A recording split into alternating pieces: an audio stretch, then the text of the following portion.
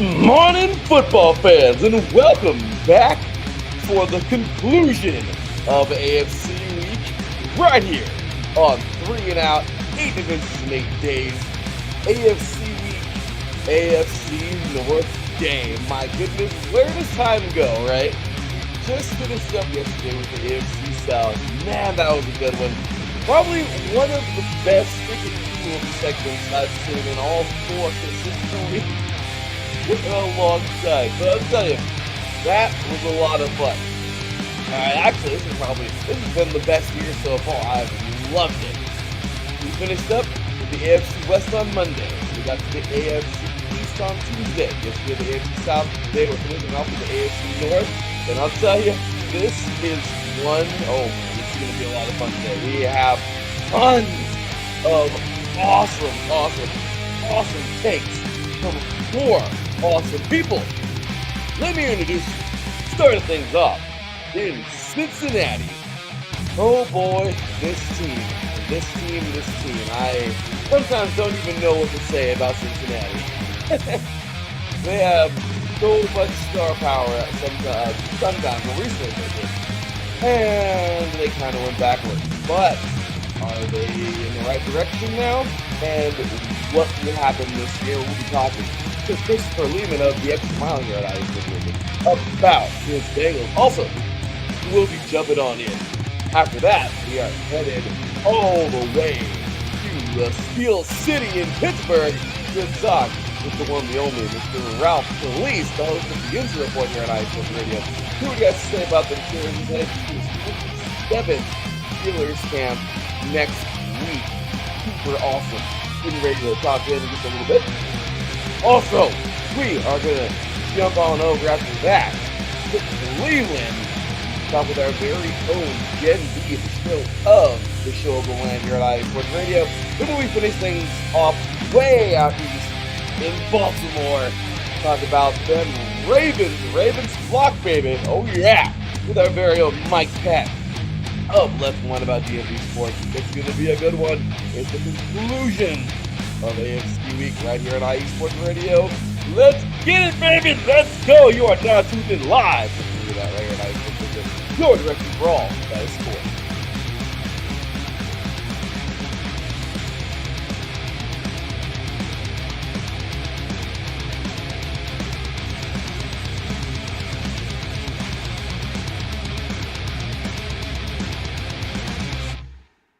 Welcome, football fans. Well, here we go, guys. This is it.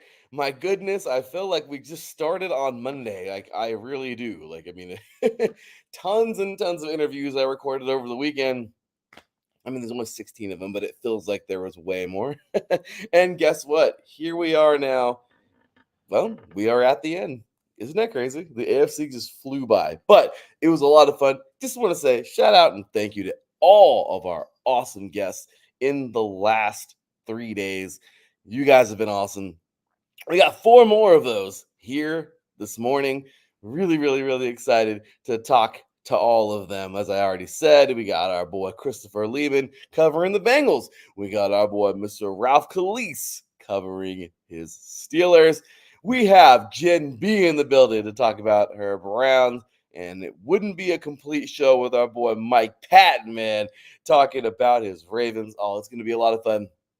So much to get into. But as always, got to take care of some housekeeping first. And y'all know how it goes, man. IE Sports Radio, make sure you show us some love. Give us a follow on X, Instagram, Facebook, TikTok, all over the place at IE Sports Radio. Also, make sure you check us out, man, on all of these great platforms. This is a recorded show, obviously. So the recording gets sent on over to all of these places, distributed, if you will, on over to podcast, or Apple Podcasts, Spreaker, Spotify, iHeartRadio, Google Podcasts, Amazon Music, Audible, Castbox, Deezer, Podcast Addict, Podchaser, and GeoSavin. Yeah, I think I finally got that one right. But yes, we are all over the place, all right? So make sure you check out our YouTube channel as well. Subscribe, share, enjoy. All right. Enjoy is the big one because that's what it's all about. Enjoying, right? Um, so make sure you do all of that good stuff. All right. After you do that, make sure to head on over to iesportsradio.com. Check us out, man. We have a really cool website, daily updated, all kinds of neat stuff going on. Shows you when our shows are going live. Check out all the Hall of Fame, man. That's really, really, really, really cool. The iSports Radio Hall of Fame is on there. We have our shows that are our actual show pages, which are super sweet. Learn some more about us, like this one. Okay, isportsradio.com/3 and out. We also have the Fans of the Month forums to talk with us, all right, the iSports Radio team, and the blog, the iSports Radio blog. Of course, today we'll be talking to the chief editor of the iSports Radio blog, Mr. Mike Pat. Oh yeah, gonna be awesome. Then, of course, make sure to grab you some merch on the way out. Why not? Hey, iSportsRadio.com/shop right here. Grab you some merch, iSports Radio hats, hoodies for the winter. We got tank tops for the summer. We got shirts, all that good stuff. Check us out and show us some love. We really appreciate you. So, also, you can check out this show. Give us a follow at 3 and Out IESR. It's 3 and Out, all spelt out. IESR at the end. And if you want to follow me, your boy Larry B, that is at the THEE_LB53. And of course, shout out to our awesome sponsors, Planet Jerky, Premium Brisket, Beef Jerky, the jerky that's on a whole other planet, delicious jerky. If you head on over to planetjerky.net, grab you a bag, because why wouldn't you? It's like the greatest jerky ever. It is totally on another planet. Therefore, you should check it out because it's delicious. It's extraterrestrial jerky. So it is a delicious jerky, y'all. You're going to want some. Also, head on over after you purchase. Instagram at Planet Jerky. Hit them up. Let them know that you heard this ad here on iSports Radio. And once supplies last, they will throw in a free bag of jerky. Cool little promo. Hopefully, they still got some of those bags left, the smaller ones, but they are delicious. So check that out, man. Make sure to check out Planet Jerky. Delicious premium brisket beef jerky once again. And, of course, my beautiful wife and her awesome company, Seal the Deal Wax Seals. That's right, baby. Oh, yeah. Little awesome seals for the back of your letters, gifts, okay, baby shower invitations, wedding invitations, anything you'd like. Okay, super cool stuff there. So check her out, okay, at Seal the Deal _wax seals on Instagram. And if you'd like to place an order, $1.50 a piece, cool little wax seals, iSportsRadio.com/seal the deal wax seals. She does an amazing job, guys. Trust me, $1.50 a piece. And Miss Angela Winstead, the GM of iSports Radio, she's getting married soon to Mr. Fred. Congratulations to them in December. But she sent on over their wax seals, and they sent them all over the country, and she loved them. I'm really, really glad she did. Such a cool little thing here, guys, because once again, you got to love you some wax seals, man. They make everything look prettier, look better. So check it out, show some love, and there you go. So, all right, guys, with that said, we are going to play a quick word from our sponsors. And after we do that, we're going to get into our very first interview. The last first interview of AFC Week. How you feel about that? You are listening to 3 and Out, 8 divisions in 8 days. AFC Week, the conclusion of AFC Week. AFC North Day, right here on iSports Radio, your direct feed for all that is sports. We'll be right back talking Bengals after this.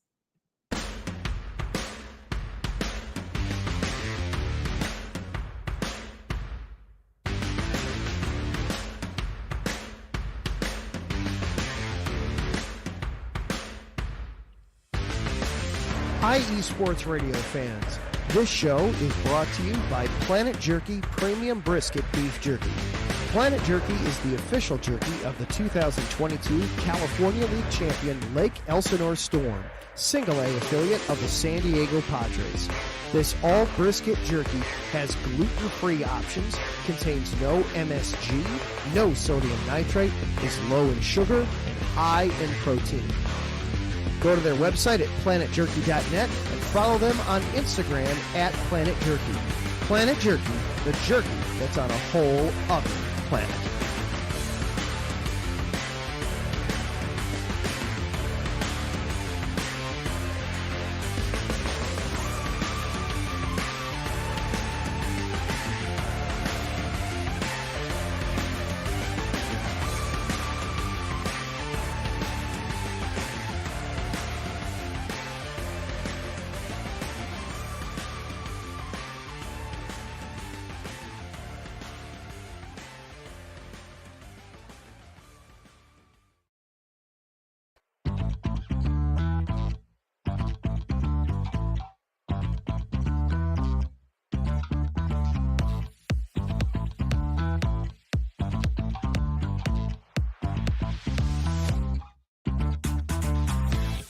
Hey there, IE Sports Radio fans. Be sure to check out our sponsor, Seal the Deal Wax Seals by Cecilia B. You just finished your very own wedding or baby shower invitations and you're looking for that extra special touch? Maybe you just wrote a letter to a relative or a friend and you want to add to their smile when they receive it. Then seal the deal with Cecilia's handmade sealing wax stamps for your invitations, letters, and gifts. You bring the deal, we'll bring the seal. You can find them on Instagram at sealthedeal_wax stamps and on Facebook, Seal the Deal Wax Seals.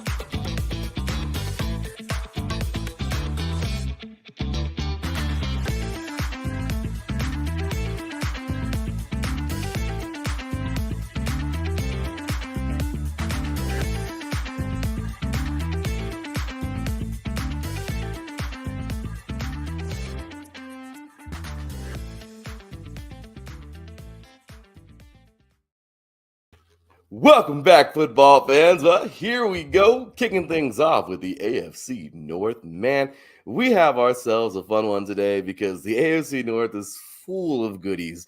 As we said before, man, as I always say, the AFC North is a division that you have to play defense on offense in order to win games. So the nastiest division by far, lots of hard hits. The North, it's always about the North, right? The North, the hard-hitting, nasty AFC North, the freezing cold, hard-hitting NFC North. I mean, it's kind of cool. You know, the two Norths are pretty interesting to watch. So I'll tell you, we have ourselves, of course, starting things off, man, a dude that I'm so glad could make things happen. Oh, man. Dude, me waking up just a tad bit late. Oh, man. Glad he could make this work today. But ladies and gentlemen, this obviously was pre-recorded last Saturday. Here we are on Thursday. Sunday. It's Sunday morning. I'm watching the Hungry GP right now. That's right. Sunday I've got you morning, on one half of my screen, the race on the other half. Yep, I got mine right here. Gotta love a great race, man. So, ladies and gentlemen, here we go. Starting things off with those Cincinnati Bengals. He, of course, is one quarter, I guess. My goodness, of the Extra Mile. Awesome show Thursday evenings here, man. Catch them. Daryl, Jen B, Mike, of course, this guy right here. Catch them always on Thursday evenings. Awesome show. If you love auto sports, as you can see his banner back there, repping for Stappen during the race. And, of course, diehard Bengals fan. Ladies and gentlemen, welcome you. Our boy, man, Mr. I gotta say this. I'm sorry. Fiji Sims, Christopher Lehman. What's going on, man? How you doing today, brother? I'm doing great. Max is 5th right now, but he just pitted. So, sports fans obviously know that you ride and die by your favorite teams or drivers, and so watching the Hungarian Grand Prix right now might not be the best decision. I get you. No, this has been a tough one for him so far. Look at that applause there. There we go.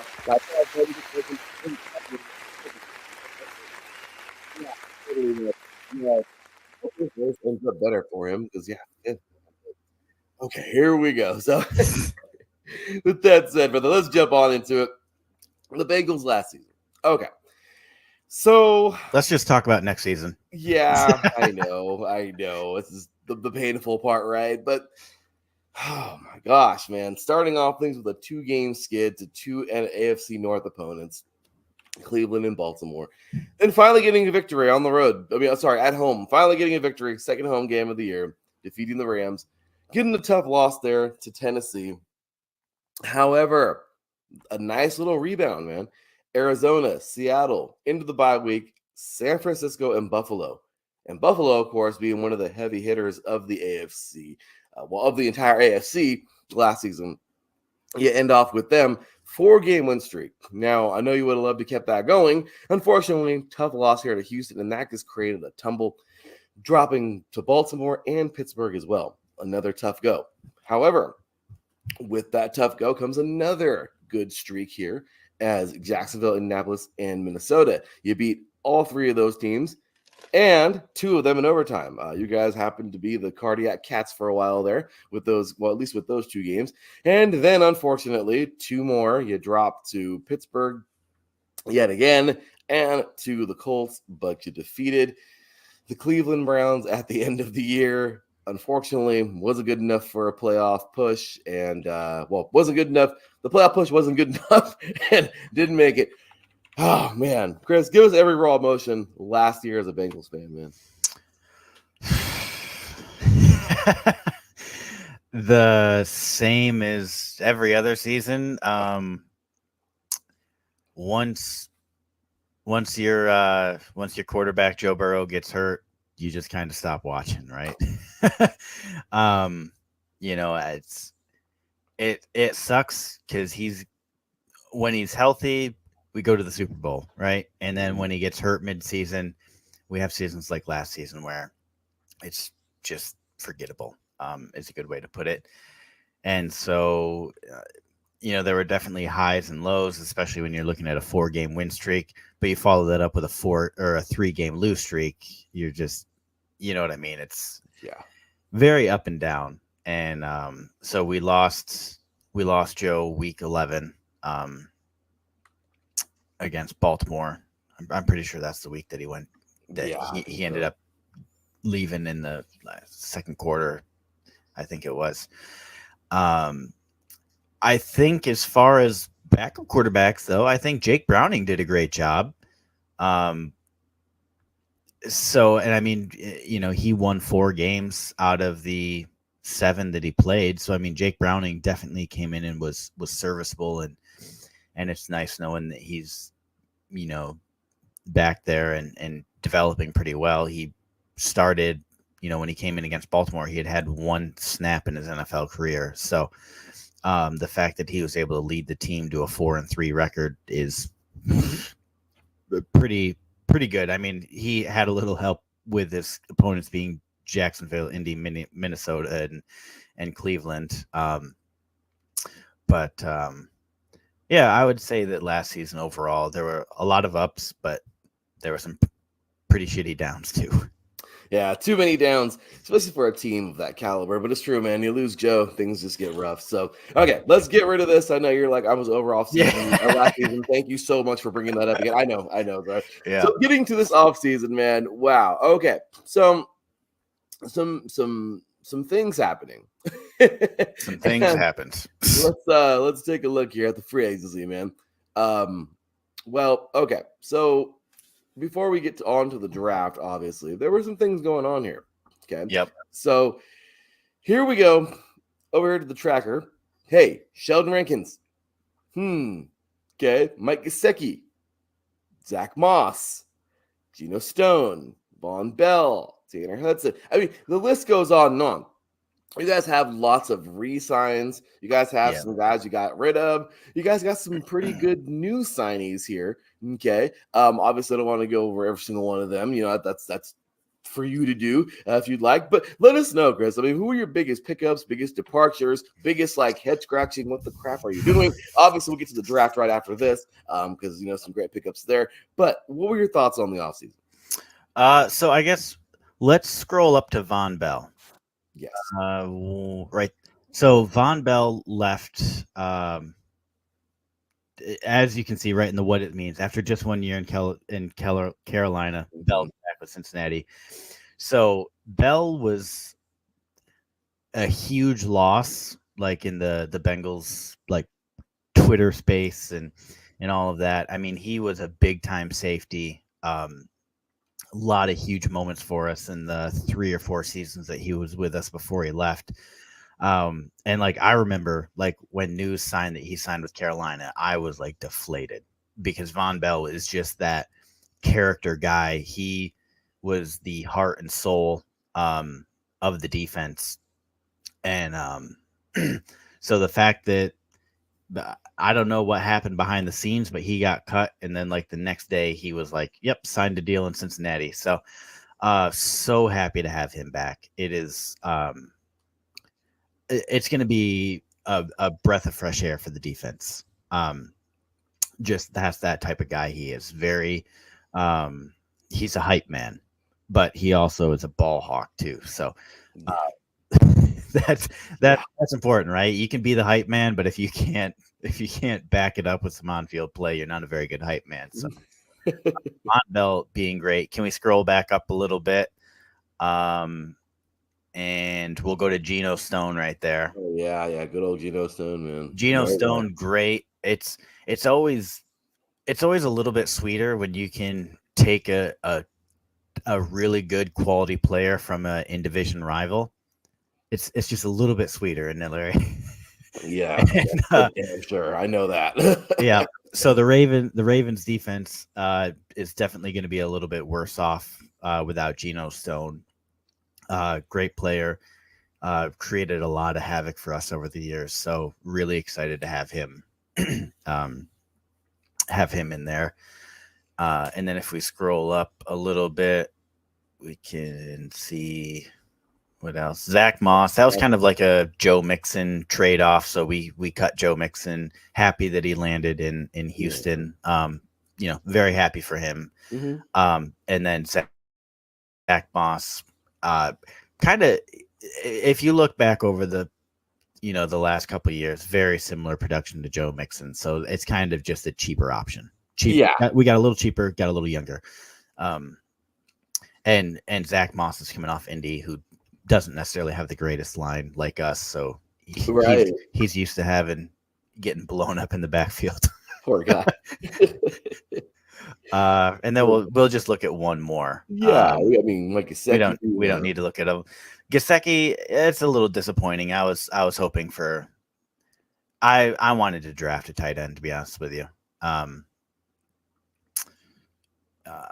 Yeah, there were some big options out there too. So tight end is definitely our weak spot on offense. If you pretend the offensive line doesn't exist. Man, I think what was the last dominant? Oh, could that be Oklahoma man? What's his name? Oh my gosh. For us, yes, the last dominant Jermaine Gresham. Jermaine Gresham out of Oklahoma. Yeah. Man, that's the last time you guys had a dominant tight end. Yeah. Oh man, that was the days of Hushmanzada too, right? Noxio Cinco was there. No, that was. This is more Dalton Green era. Dalton Green, that's it.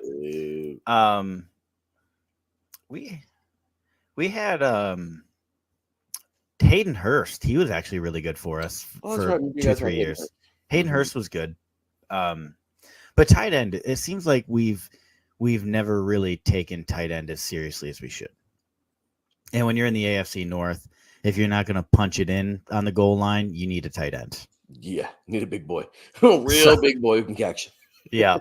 So Gesicki, I don't know. Hopefully he's that guy, but who knows? And then and Rankins, to me, I thought this was pretty cool. Yeah, Rankins is the one that I think a lot of people are excited about. Oh yeah.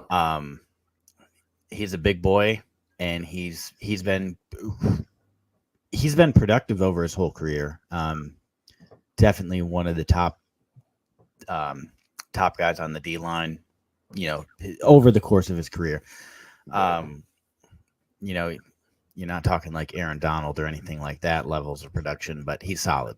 Like he's gonna do a good job paired up with Trey Hendrickson. So yeah, I thought that our free agency was a little disappointing off of like day 1 and 2, just because a lot of us in the Bengals Twitter space are saying like we need to buy in. You know what I mean? We need to stop playing money ball. Money ball's good, but just go out and get us someone to be excited about. Sell a couple tickets. You know what I mean? You need to get guys like that. especially in the AFC North, man, because everything's ever changing, and it's just it can definitely be tough sometimes, man. That dang division to win at all. So yeah, man. So moving on over to the other off season. I mean, I guess this is the one that's kind of all by itself. It's in the off season, but its own little section for sure. Yeah. Here we go, man. On to the draft. This was a look. To me personally, if you can get a dude like Mims who is like a giant, I thought that was pretty cool. Big boy out of Georgia, starting things off with the 18th overall pick, second overall pick here, or second round. Chris is like, we wish. Yeah. Chris Pickens, defensive tackle out of Michigan. I mean, you get another big boy here. I mean, this is obviously looking to complement Rankins here, but you got this guy who can learn. National champion right here, one of Harbaugh's boys. So definitely a solid athlete there. Jermaine Burton, this is one in the third round, a wide receiver out of Alabama. I thought he'd go in the second round. I was going to say he was definitely a steal for the third round. I thought he was going to go a lot higher. I think a lot of people did. Yeah, it was crazy to see him fall here. And it's kind of neat because it's like, man, you have Burrow and you have Chase, and now you're just going to add another dude who can just get open. I mean, it's awesome, man. It's awesome to see, a talent like this fall to the hands of somebody like Joe Burrow. So, I mean, pretty cool, man. Then later on, you did have another third round. McKinney Jackson. Once again, you're really trying to address that defensive line, man. I mean, the run is such a thing in the AFC North. Like I said, you got to have a nasty defense, at least your front seven be nasty. So this was another pickup that I thought was pretty solid. Jackson I thought would be around a second or third. I'm glad he fell to a really, really good defensive team. He was very solid at Texas A&M. So good stuff here. And then, of course, the guys who may or may not make the team, guys who practice teamers, guys who may make the team and become Tom Brady one day. You never know. But Eric All, fourth rounder, tight end out of Iowa. There's a little bit of insurance there at tight end. I was going to say he's probably basically a lock to make the 53 man for sure. Yeah, just because of lack of competition, and realistically, if you're looking at caliber players, we might have 3 on the roster, and you want 3 tight ends at minimum. No, absolutely, especially in this thing. Once again, Josh Newton, corner out of TCU. Terry McLaurin, this guy right here, another one, man. Tight end out of Arizona. I've seen this guy a couple of times as well. Obviously, the Pac-12 is rest in peace. But now the big, so obviously I've seen a lot of these West Coast teams since I'm on the West Coast.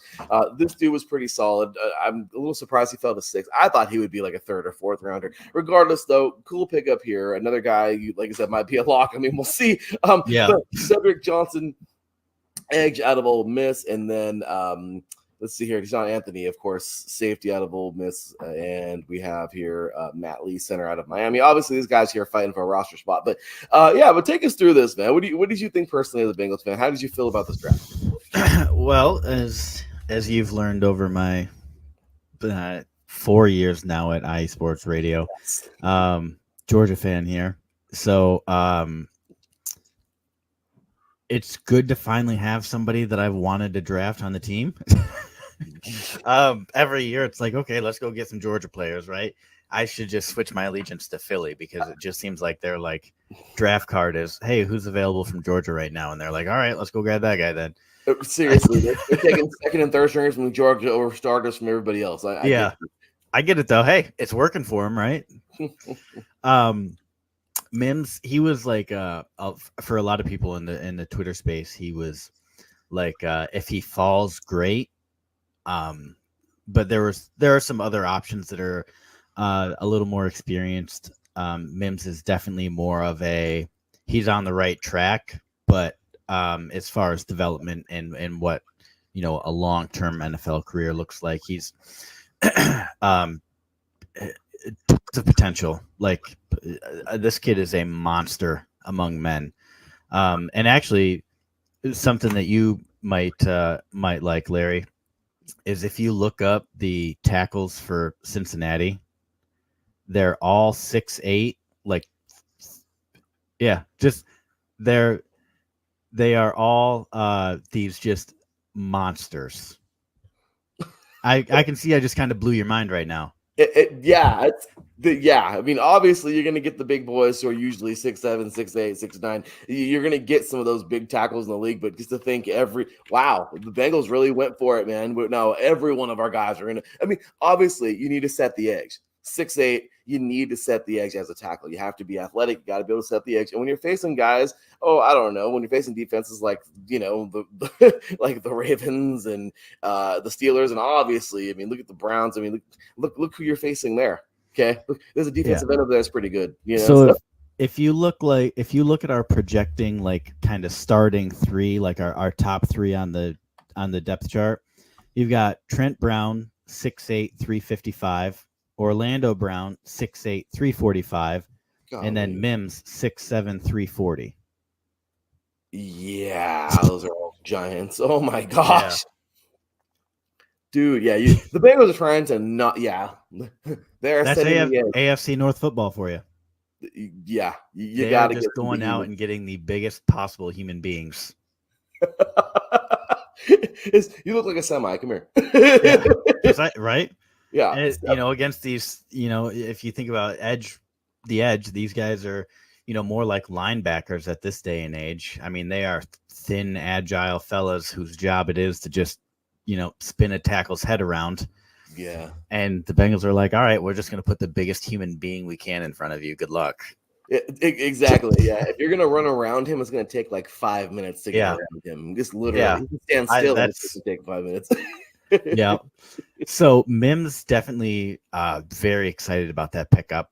There was a little buyer's remorse in the Bengals group chat after that, which I'm like, come on, guys. Like, you can't talk this guy up for 3 months and then have buyer's remorse 2 minutes after the pick's been made. So there was just a lot of people wanting a tight end, basically one of the premier tight ends that we had available. So Mims definitely very exciting from my point of view. And then scrolling down to Jenkins, definitely I think he's going to be able to develop behind, our very talented defensive line, and become a rotational player, maybe some third down stuff or something like that. And I think he's just going to develop into the tackle of the future. Rankins is a 1-year deal, so get him in, get a little experience. I think he's got the mental fortitude to be able to develop pretty quickly. And then, it takes a couple of years for linemen to develop too. So this is getting a guy in, getting him developing, and get him ready to be the next superstar on the defense. And he definitely can be. Yeah. And then scrolling down to Burton, everybody, like, if you ask your run-of-the-mill Bengals fan who their favorite pick of the draft was, 99 out of 100 are going to tell you Jermaine Burton out of Alabama. The kid, like we were saying, everybody thought he was going to be a second-round pick. So the fact that he fell towards the end of the third, middle of the third anyway, just a steal. That's the only way you can put it. He shouldn't have fell nearly as far as he did. So we got a second round pick in the middle of the third, and that's a good value to have right there. We'll take that. Yeah. I remember the Bengals do a lot of like video stuff around draft time, just like most of the teams do. And like, they were like, is he going to fall one more? Is he really coming to us? Is he really you see like the phone calls and stuff, and they're like, oh yeah, you're our guy. And it's like, no, I'm not. I fell like 10 positions. Right. Like it's the 6th round. Let's not pretend I was your guy from the beginning. It's so true. But these guys, like, picks ahead, were like, holy shit, he's falling. Yeah.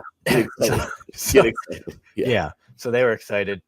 And actually right now, I don't know if you're watching, Larry, but Max is right on Lewis's heels right now. Here he comes. You never count out Max ever in a million years.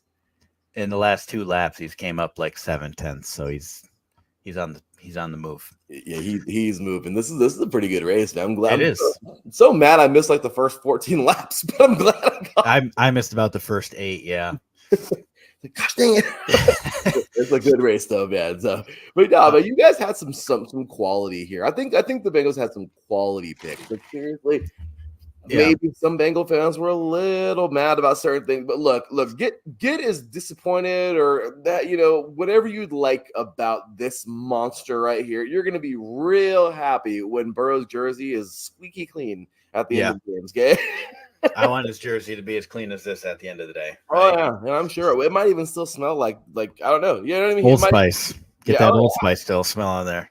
There you go. Yeah, I mean, hey, which means he can even sweat. That's even better. Just drop back and throw. Yeah. That's it. That's all we're doing. We're just gonna drop back and maybe tie his cleat if he has to. Yeah. And then get up and throw it. Yeah. Like in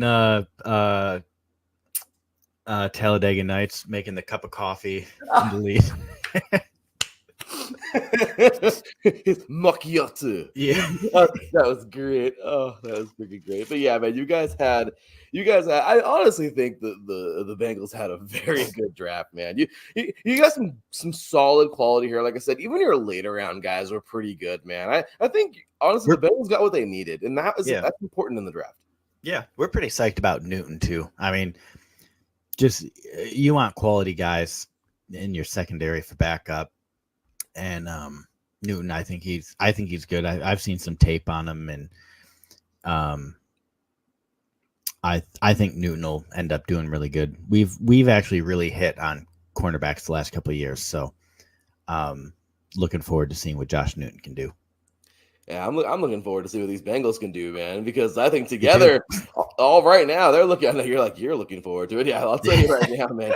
This team right here. Hey, look, the schedules are out. We're ready to rock and roll, and this is it, man. This is it. We are right now staring at a lot of emotion coming up this year, man, because the AFC North is certainly we keep on saying it's a hard-hitting, tough division, and just getting through the division itself is tough. Now, this year, you guys got obviously the AFC West this year, and there's some fun stuff going on in there. Obviously, the Super Bowl champs in there. A couple teams who have emerged with some big coaches and things going on there. Obviously, after that, you take a look and you see the NFC East. That sounds like fun. And then a couple outliers in there. But looking at the schedule, how confident are you? I'm not going to sit here and be like, pick a record if you want to. By all means, that's okay. But whatever you think, how do you feel looking at the schedule with the team that the Bengals put together going into training camp? I feel pretty good. I mean, you got the usual. When you look at the 6 games we have in the AFC North, those are a crapshoot. You can never predict those. It's just, the only guarantee is that whatever you think your record is going to be through there, it's not going to be that. So yeah, I'll say we're going to go 0-6 and just pray that doesn't happen, right?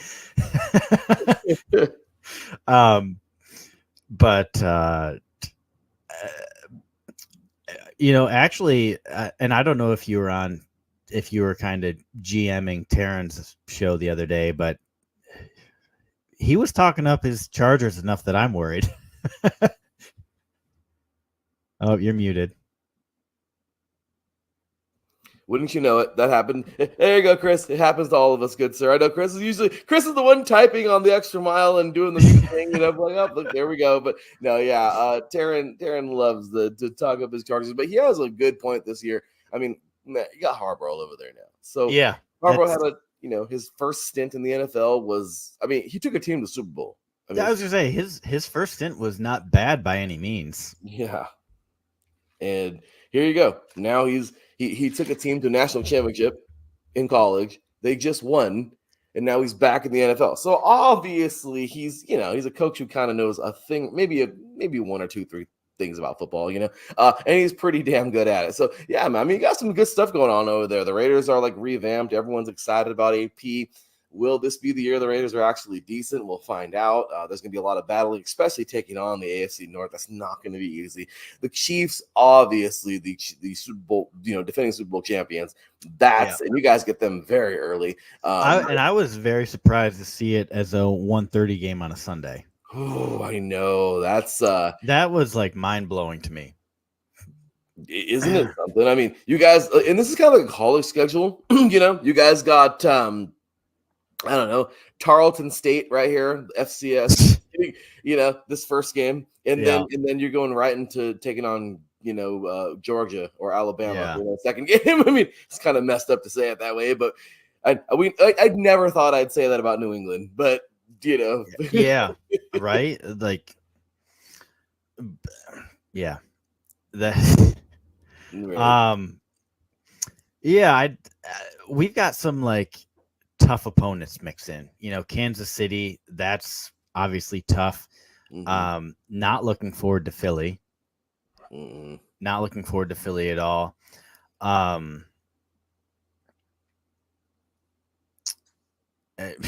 Yeah, and then the AFC North, and they're like mixed out, really mixed out throughout the season.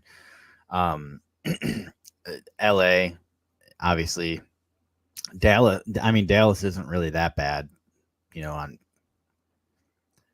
I So mean, Dak Prescott is fighting forever. This is it. I think this has to be his year. This is the make or break. Like, we're gonna keep you, not keep you year. So I think the Cowboys are gonna fight like hell in every single game. Yeah. Man, that's gonna be a bite and scratch clawing kind of game for the Dallas Cowboys every game. yeah, I feel like every year should be a make or break year for Dak Prescott. To be honest with you, Man, yeah. But I think that I would say that at minimum we should have a winning record. I would say 9-8 is our floor. Ooh. And a healthy Joe Burrow, we should be at least a wild card.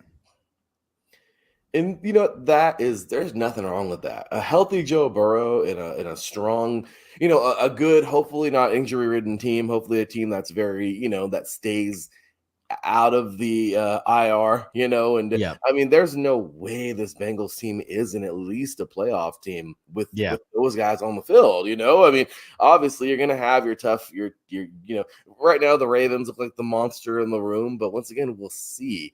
The Steelers, how are they? It's new quarterback time, and we don't know what the hell's going on over there right now with that. The Browns.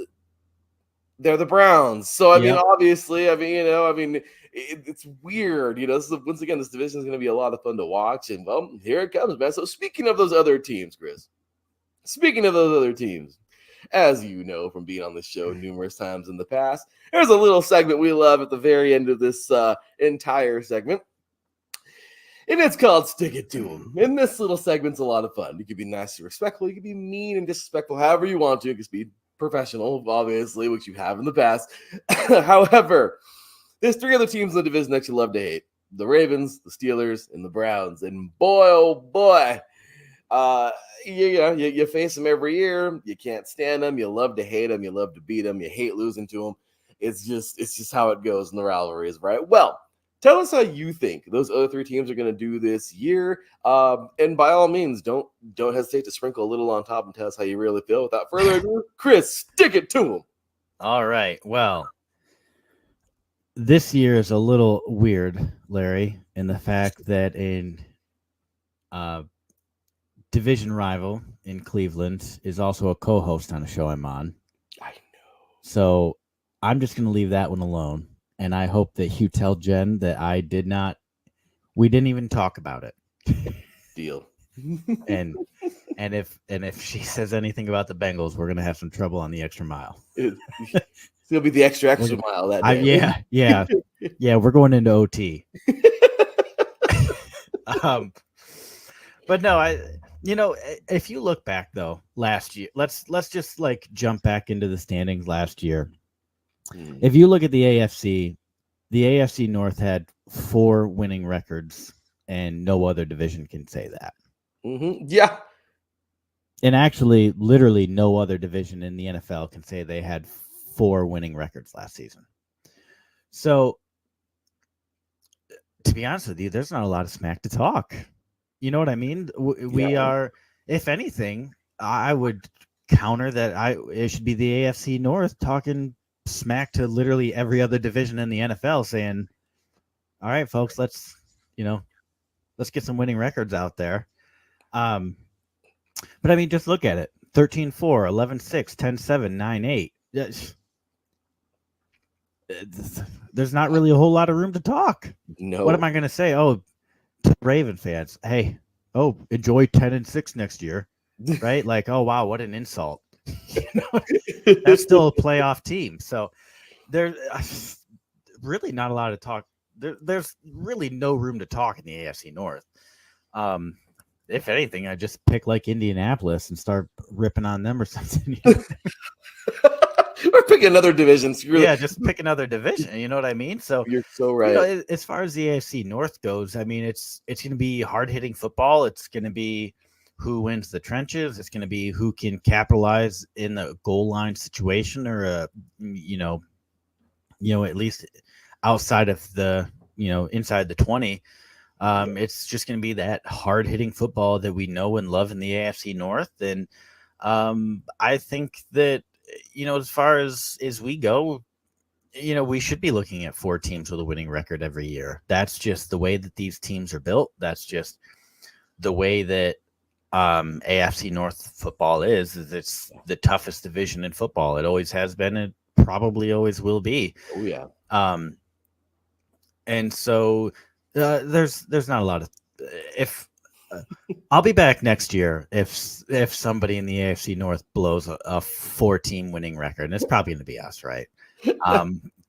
But there's just really hats off to the AFC North. There's a lot of rivalry, but there's also a lot of unity when we can go collectively talk crap to the AFC South and be, oh, you had 1 winning record, Yeah, you guys all suck. So, my one caveat would be that I say this every year: Lamar Jackson overrated, and he should not have had the ESPYs play of the year. I'm sorry, that was not that spectacular. Chris is like, I'll give you a dagger. It's not going to be anything related to the record, so I'll give you something. Yeah. I love it. The damn popularity contest. It's all. Hey, you know what? And that's all. It's, once again, that's what I love about it. Good and respectful. This can go any way. Good and respectful, crazy and mean. It doesn't matter. So, Yeah. Chris D'Elia, once again, ladies.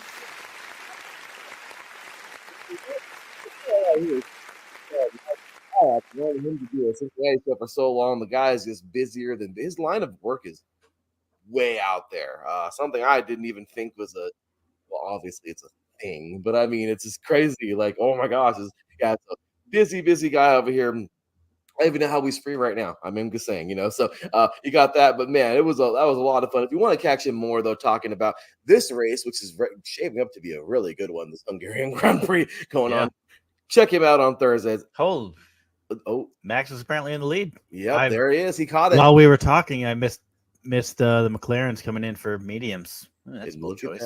Look at that. Max is back out in front. Yeah, this is a good race. So he's on hard. He's got 26-year-old 26-year-old 26 lap hard tires though. So that's he's gonna have to come back in. He will. So make sure you catch up, Mr. Christopher Lehman right here on the Extra Mile on Thursday evenings, man. Make sure you give them a follow here. Also, give him a follow personally, man. Fiji Sims. Super cool story. If you ever get a chance to go back and listen to that story of why he even has this hilarious story. Yeah. So yeah, man. Good stuff. And hey, if you keep it locked to at Fiji Sims, my Twitter, you can follow along with the story of the century, the Cinderella, the ULM, the University of Louisiana at Monroe Warhawks on NCAA 25. We're bringing it back, baby. So excited for this. I know we gotta play, man. I'm live tweeting it. I'm putting up highlights and stuff. Trying to figure out how to go direct from my PlayStation to Twitter. Apparently, it's not as easy as you think. You gotta record. So you gotta screen record on your PlayStation, present. Then you have to take that and then upload it to the PlayStation app. Yep. Then from your PlayStation app, you can download it, and then I did that the very first day, and I was like, yeah, this is a lot. Like, yeah, I'll do it, but anything for a follower or two. But Right. So yeah, man. But no, make sure to catch me. I'm loving it. Him and I gotta Yeah. play soon because college football 25 is just taking the U.S. by storm. We're It loving really it. has. Well, it's been 12 years since we had a game, so Yeah, 10 years, man. long overdue. Yeah, And I love. Actually, you know what though is I was gonna say, like, if anybody has interest in playing, like if you're not already playing, ULM has some like good players, man. Like I thought I was grabbing like the worst team in college football, and like it was gonna be like horrible. But I've got a and not to like go too far out of, but I've got this running back, Hunter Smith. Great. This kid is like in game, at least we're just breaking off. Like last night I played, and like I was averaging 8-9 yards a carry, and I was like, I'm not gonna stop carrying. On Heisman, you're doing that with this guy? No, one step down from Heisman. Oh, okay, yeah. Heisman's a mother, man. I'm having it's hard. It's been like 14 years since I've had to run options, so I need to start a little easy, get some finger movements back down, get back into it, and then give it a season or two. Then I'll go back up. But I got to be able to run the option first. No, I get you. It works, man. I'll tell you. But yeah, dude. Oh my gosh, yeah. Heisman's awesome, but my good, it's like all Madden. Except for all Madden like cheats. I don't know. All Madden is a little too hard. It's weird. Like there's sometimes on Madden where you're like, wait a no. Yeah. His arm is way stronger than that. I aired it out way better than that. And somehow, some way, it was still a pick. No, like you know what I mean. But and then the quarterback, which I had to like look up and make sure that these rosters were real. My quarterback's name is literally General Booty. Because yes, General Booty. Yes. I think he's related to John David Booty, who was a USC quarterback. Was he? 10, 15 years ago. Maybe not. I don't know. But yes, just right. His actual name, birth name is General Booty. I was like, I looked it up and I was like, come on. Like, right? I love this game. So make sure you give him a follow because the ULM Warhawks are coming, man. Monroe is coming. We are. And it's not. And there's one more guy I wanted to give some love to, too, because he's just so good. But I college football. I love this. Randall. I know his last name is Randall. I always play left end. I don't know like what you do, like when you're on defense, but I always play left end because I want to get right in on that QB, right? And this guy Randall, I'm looking at the roster and there's like 100 names on it, so I can't find Randall. I hope he's like a sophomore or something because this kid is good. And oh my God, I'm just like last night I had like 4 sacks and 6 tackles for loss. Because whoever the team I was playing, they just kept running. Like I got like 2 pick sixes in a row right in the beginning, and then they just ran the whole time. And so it was like a terrible game for the computer. But yeah, I'm loving NCAA. This so is good. a fun game. It really is. I'm just waiting because they keep on saying, I keep on reading about it. Team builder. It needs to hurry up and get here. I really hope that they really. It was fun building like your own school. That was. Yep. So I much think fun. it is here. Is it here already? Yeah, because I saw a thread on Twitter where somebody was doing it, and they made like the McDonald Ronalds or something like that, and like the field is like red with like yellow, like all the paint is yellow, and the uniforms are like red with the McDonald's logo. I'm sorry, that's the greatest team ever. I might just go get a McMuffin right now. I don't know. Yeah. I'm sorry. That's hilarious, dude. Oh no, that's great. I love it. Oh, right. What's the app for that? I have to see this. I don't know. I'm gonna give it to you in the DM. If you look in the private chat. I just sent you the field.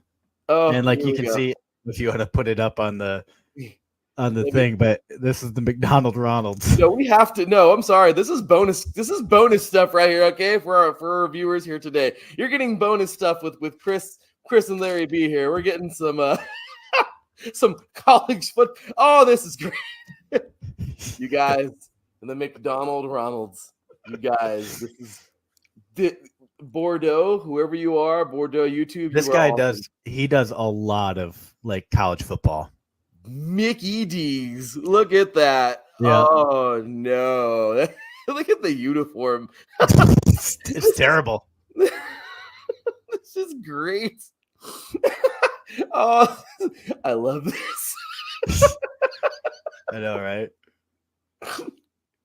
See, I'll be the guy to make like I don't know. I'll be the guy to go all in, man. I'll make the Burger King Kings, you know. I don't care. Like, yeah, the Burger King Royals, you know. I don't care. Like, sup, homie? Oh, dude, that's awesome, man. I would love it, dude. Thanks again, Chris, man. Once again, I got one more thing for you. Oh, keep it coming. Yeah, I don't think I've ever shown you this. What? There's a helmet under there. There is. I know this because I've worn one of those a long time. This is my baby right here. My wife got this for me for Christmas a couple years ago. Give you a little peek. Oh no! I think this is going to go deeper than we think it is. This got that authentic. That is gorgeous, and look whose signature is on that thing. Yeah. Oh my gosh! Rookie season. That is gorgeous. Oh my god! I wonder how the heck she even got that. That's incredible. It was right on the. Sorry, working on a webcam's weird. This is cool. Yeah, the Bengals website actually had them. They know what they got, so they got all the Joey B merch right up there on the website. So came right from the Bengals Pro Shop. Oh, that's amazing. Which is great because you know it's authentic there. Oh my gosh, yes, dude, that is beautiful, dude. I don't know if people have that, but you have that. Yeah, that is I love it. You got it all. Yeah, you got that sucker. It's away. Oh, that is beautiful. That is absolutely beautiful. Yeah, hey man, where's that damn applause button, man? This is for your wife, man. She's amazing. Oh my gosh, she's amazing. What was that, Chris? I cut you off. Stupid applause button. Sorry. He came in clutch. Yeah, exactly. Yeah, 100%. Just like Burrow coming in clutch. Yeah. Dude, that is awesome. Yeah, I am so excited that you even have that. I'm like, oh man, I'm glad we got to have that on air today. That was sweet. Oh yeah. Like I said, ladies and gentlemen, Christopher Lehman, he's the man here, man. We appreciate you for this. So, like I said, man, this race is heading down to the end here, so I don't want you to miss the end of it. But dude, thanks again for being here today, man. Once again, catch him over on X right here, DG Sims, the ULM Warhawks. They're going to be all over the place. Catch them on Thursdays at 8 p.m. Eastern time, man. Chris, it has been awesome, but thank you again for being here today, man. Yeah, thank you for having me. It was a lot of fun, man. Well, with that said, guys, that is that. We are going to jump on over. We are going from Cincinnati on over to one of Chris's favorite places, the Steel City, Pittsburgh. Coming on up. One of my favorites. We have our boy Ralph Calise of the Yinzer Report coming on up after this break, guys. So we just finished up with the Bengals. We are heading on over to the Steel City to talk Steelers with our boy Ralph Calise. You're listening to 3 and Out, 8 divisions in 8 days, AFC week, AFC North day. Oh, that's a mouthful. Right here on IE Sports Radio, your direct feed for all that sports. Will be right back talking Steelers after this.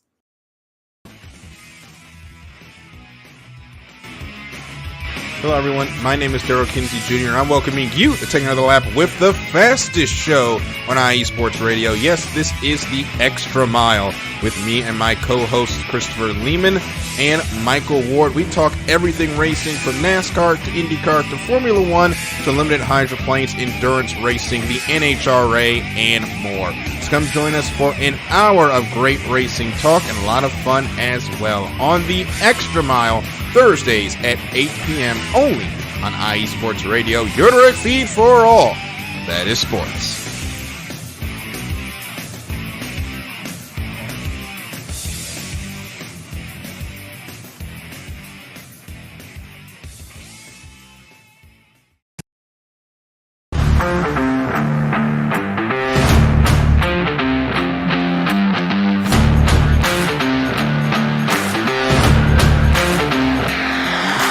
What's good, fight fans? It's your boy, Marcus Los Great, here to give you what you want, here to give you what you need. Yeah, man. Yeah. I'm coming to you live, straight from your mama's basement with a crispy, awesome white tea. We're coming to you live every Tuesday at 10 p.m. Eastern Standard Time. Powered by IE Sports Radio, your direct feed for all that is sports.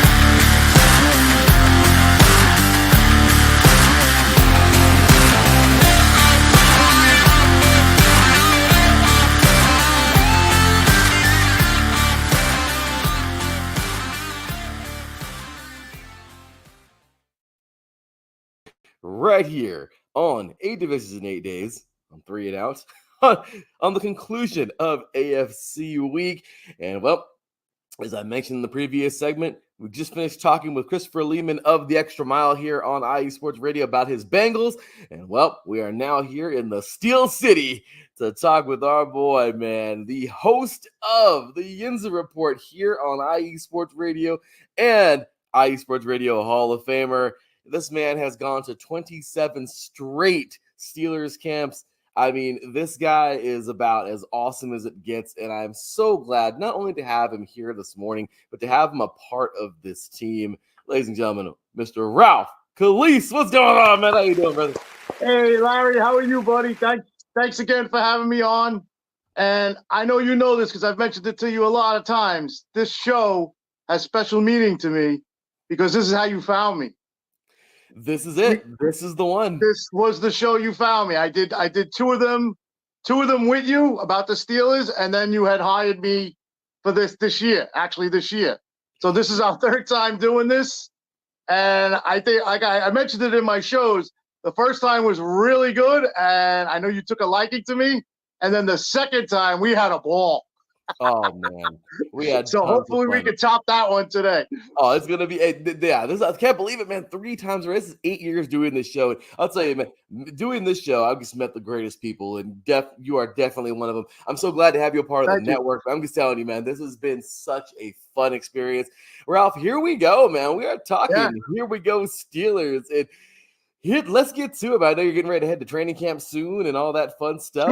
2 weeks. Oh, that's so cool. I know you're excited, man. I know you're ready to roll. But before we get to this season, I know this is always the hard part for everybody. He's kind of ripping the Band-Aid off of, or finally is closing the wound, I guess, if you will. But, well, last year, man, those Steelers last season, it was a ride, to say the least. Okay. Oh, yeah. Starting things off, man, with a tough loss to the Niners, then a 2-game win streak over Cleveland and my beloved Raiders. Got 2 wins there.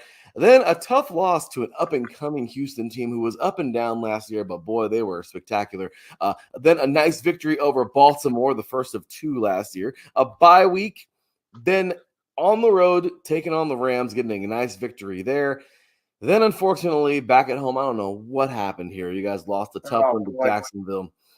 After that, the homestand continues, but this time on a positive note with 2 victories back-to-back over Tennessee and Green Bay. After that, on the road, you guys defeated the Cleveland Browns. And then, you guys would lose to the Cleveland Browns by 3 points. Tough game there, but you would manage to get a nice victory over Cincinnati on the road right after Thanksgiving there. Okay. After that, coming on home, a 3-game losing streak begins, unfortunately. 1 to New England, which I still don't know how you guys lost that game. Arizona, New England, and Indianapolis. They're on the road, finishing up 3-game losing streak. Kind of a tough go there, but you finish off the season pretty good.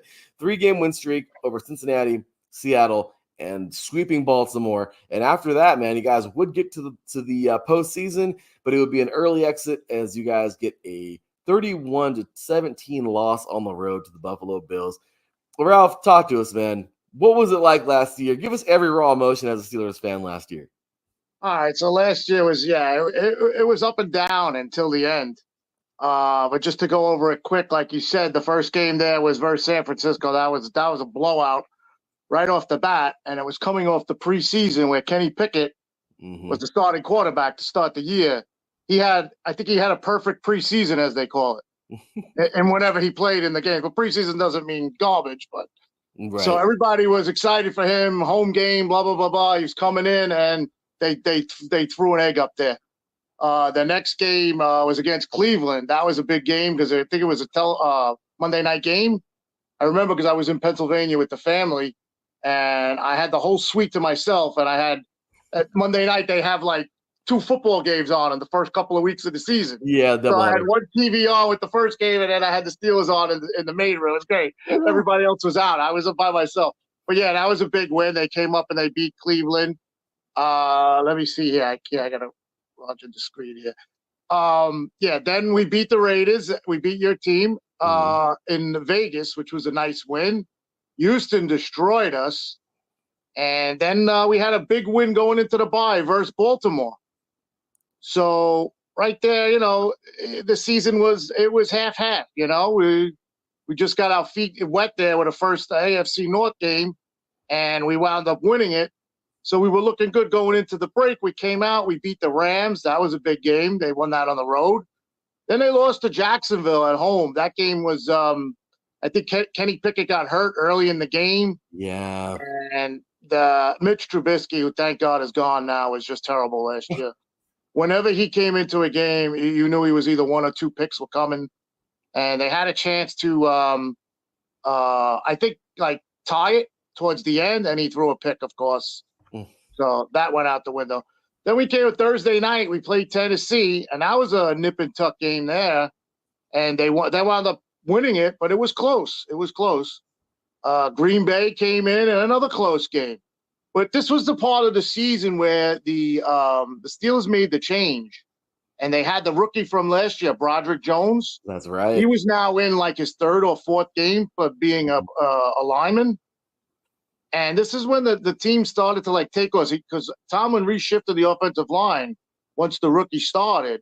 And if you noticed in these games, they're low scoring and they were close, this is where Steeler football came to front, because the running game just picked up from here. Mm-hmm. I mean, if you check the stats of Najee Harris and Jalen Warren from this game on, this is how Steeler football is played. Mm-hmm. Running game, you need a first down. On 3rd down, you get the quick pass, whatever, you get the first down. And just run, and the defense stepped up. So this is the part of the season where it started changing. At least I thought it was. Then we went to Cleveland. We lost that game on a late field goal. Kenny Pickett had a terrible game. He had a chance to win the game there, and he had a terrible game. Then we beat Cincinnati, but that was without Joe Burrow. That was on the road, but it was on the road. And that was the part of the season when, I don't know if you remember, we never had a 300-yard game passing in I don't know, I want to say a year and a half, or maybe since Ben left. And that was the first game, and this was after they fired Mike Canada. Pickett had a 300-yard game. He had 278, but it was close to 300 yards, and that was the coming out for Kenny Pickett. But like I said, they pulled a win out there. Then came Arizona. Now, this game, Larry, I was at this game. Me, my son, and his girlfriend were at this game. Okay? And if I tell you, there was a weather delay in Pittsburgh for this game at halftime. Storms, rain. It was all rain. It was thunderstorms, rainstorms, and we're running to the thing. We're buying ponchos, and we go back to the seats, and they're like, all right, the game's going to restart in 10 minutes. They get on the field for like 5 minutes, and again, it starts raining, pouring, and they stop the game again. And Pickett got hurt again, and Trubisky came in, and we had no chance. My goodness, what a So horrible game. I went to Pittsburgh to watch the game in a weather delay, a weather storm, whatever you want. It's goddamn Pittsburgh, Larry. What weather delay? There is no weather. Gosh dang it. Yeah, There's you no play. weather delay in Pittsburgh. What's going on? So right off the bat, me and my son were like, yeah, we ain't winning this game. Yeah. Oh my gosh, man. And then we come back, and then again on Thursday night, they lose to the Patriots. So they lost 2 games back to back to the 2 worst teams in football. This is how crazy the year was. And that's when Mike Tomlin went to the podium after the game, after that game versus Arizona, and he was like, changes will be made. And that's all he said. Yeah. And whatever he did after that just lit a spark under them. I mean, they went to Indianapolis and they lost. But then again, that was Mitch Trubisky. He threw 3 interceptions that game. And then after that, like you said, you could see at the end there, they had big wins. They had a big game versus Cincinnati. Again, it was without Joe Burrow, but they put points on the board. Seattle was a big game. That was a big win on the road. That's when the rushing really took over. And then they had that last game versus Baltimore where it didn't mean nothing for Baltimore. But they did what they had to do. He got his winning record. Mike Tomlin, he was 10-7, I believe it was. And he got his winning record. He extended his streak. And we made the playoffs. Tough task going up against Buffalo. And that was it. They lost versus Buffalo, of course. After that crazy weather that happened that weekend, where the game was canceled and then they pushed it a day further. And that was the season. So, I mean, to me, I for the way it was, I was happy we made the playoffs, but I knew we weren't going to win in the playoffs. It's one of those things where, hey, it was a victory just getting there, right? I mean, that's what it was. Exactly. You put it 100%. Especially with the season you guys had, man. Yeah, it was an up and down season, and those 2 losses, and then you made the playoffs after that. I mean, as a Steeler fan, I was satisfied with that, but right, at least knowing the product that was out there. But this year, there's lots to be excited for, man. Ralph, we're looking at the offseason now, man, and we are transitioning, finally closing the door on last season, man. But I'll tell you, this offseason, there were some things that were done, obviously, starting early on. You guys would bring in some play. I mean, obviously, Mason Cole, Okafor, 2 guys that were sent, of course, Mr. Trubisky. Peace. Thank God. You guys got rid of him. A lot of things happened here in the early on, and then getting into March, getting towards the draft, free agency hits, and here we go, man. Patrick Peterson's gone, Robinson's gone. You would sign Fihoko, obviously, and release Neil as well. So a couple of things would go on here, and then the bombshell, obviously, on the NFL New Year. Russell Wilson signed to a 1-year deal. And then after this, you guys see some things moving around as well. Is that you bring in Patrick Queen, who you've talked about numerous times on the Inns Report, talking trash on his old team, the Ravens. You bring in, Montravius Adams. Obviously, you guys got another punter as well, Johnston. You got Kyle Allen, Dean Lowry. I mean, Cordell Patterson, which he's been like a journeyman around the NFL. So, you guys bring in a lot of players. Obviously, we get here and we have the draft that we get to, which we'll talk about that as well. But, some more players picked up here. And then later on in May, Gay Things signed, P. Ryan signed. I mean, just some players, are coming on in. You exercise the option here on Najee Harris. Lots of things going on here. Okay. Now, what did you think personally, man? I mean, as a Steeler fan, what do you think? What did you think about these offseason acquisitions, all these different moves here, the transactions? What did you think about some of these players? Do you like it? Do you like some? Are you disappointed in others? What are your thoughts on the offseason? Like you mentioned, you were going through them. Just before they signed, like they went on the signing spree when they got Wilson and Patrick Queen. They traded Deontay Johnson, the wide receiver. Right. And he was one of the main guys last year, wide receiver with Pickens, of course. So they traded him and they got Dante Jackson from the Panthers. So they filled the cornerback need with him, but you lost the wide receiver. Mhm. So now this is before we even have a quarterback. And I'm like, oh, something that was like the red flag. Well, not a red flag, but it was like the signal where something's up. And I did a show with Omar Khan, the Steeler GM, and Mike Tomlin about these moves. And that was definitely the signal right there that things were going to be happening. Oh, like you yeah. said, then they signed Russell Wilson. He put on social media, not like midnight, just before midnight or at midnight, a whole thing about Renegade with the song, and he's a Steeler now. And I'm like, oh boy. I was so pumped up that morning. I didn't go to bed till like 3:30 in the morning. Just like texting people, it was nuts. So they signed Russell Wilson, and I'm thinking, all right, this guy, he's got to fill the rest of the roster out. And like you said, went on. They got Patrick Queen. They re-signed Deshaun. They signed Deshaun Elliott. That was a guy from Miami. And then they traded Kenny Pickett. So once they traded Kenny Pickett, that's when all that talk started about Justin Fields. So are they going to get him? Are they going to trade for him? The Bears going to give what they, give him up for what they want to give him. And it was a wait and see thing, but it happened later on. Then they, like you said, they signed that punter who was supposed to be pretty good. And we have not had a good punter. I mean, nobody cares about punting in football, but it is. Yeah. This guy is really good, and we haven't had a punter like this in years. They signed their own guy, Miles Killebrew, and then they signed Van Jefferson. So they signed another wide receiver there. And just to go on, I think then the draft came. So you had those signings right there. And then the trade, of course, with Justin Fields. And I'm like, wow. So now we got two quarterbacks. How are they going to do this? And I guess we'll talk about it later on. I found out something this week what's going to happen with Justin Fields. And I'm like, yeah, let's go. Now the draft is coming, and we'll fill all our other needs with the draft. Let's get right into it. I think they had a great draft. I really do think they had a great draft this year. I think so too. Look at this. I mean, Ralph, Troy Fazzano, man. Once again, Pac-12, even though the Pac-12 is dead and gone now. But look at this, man. I love to watch my West Coast football. Washington, man, I know this guy well. He is he's a mauler at tackle, man. You guys got a strong dude here in Troy Fazzano.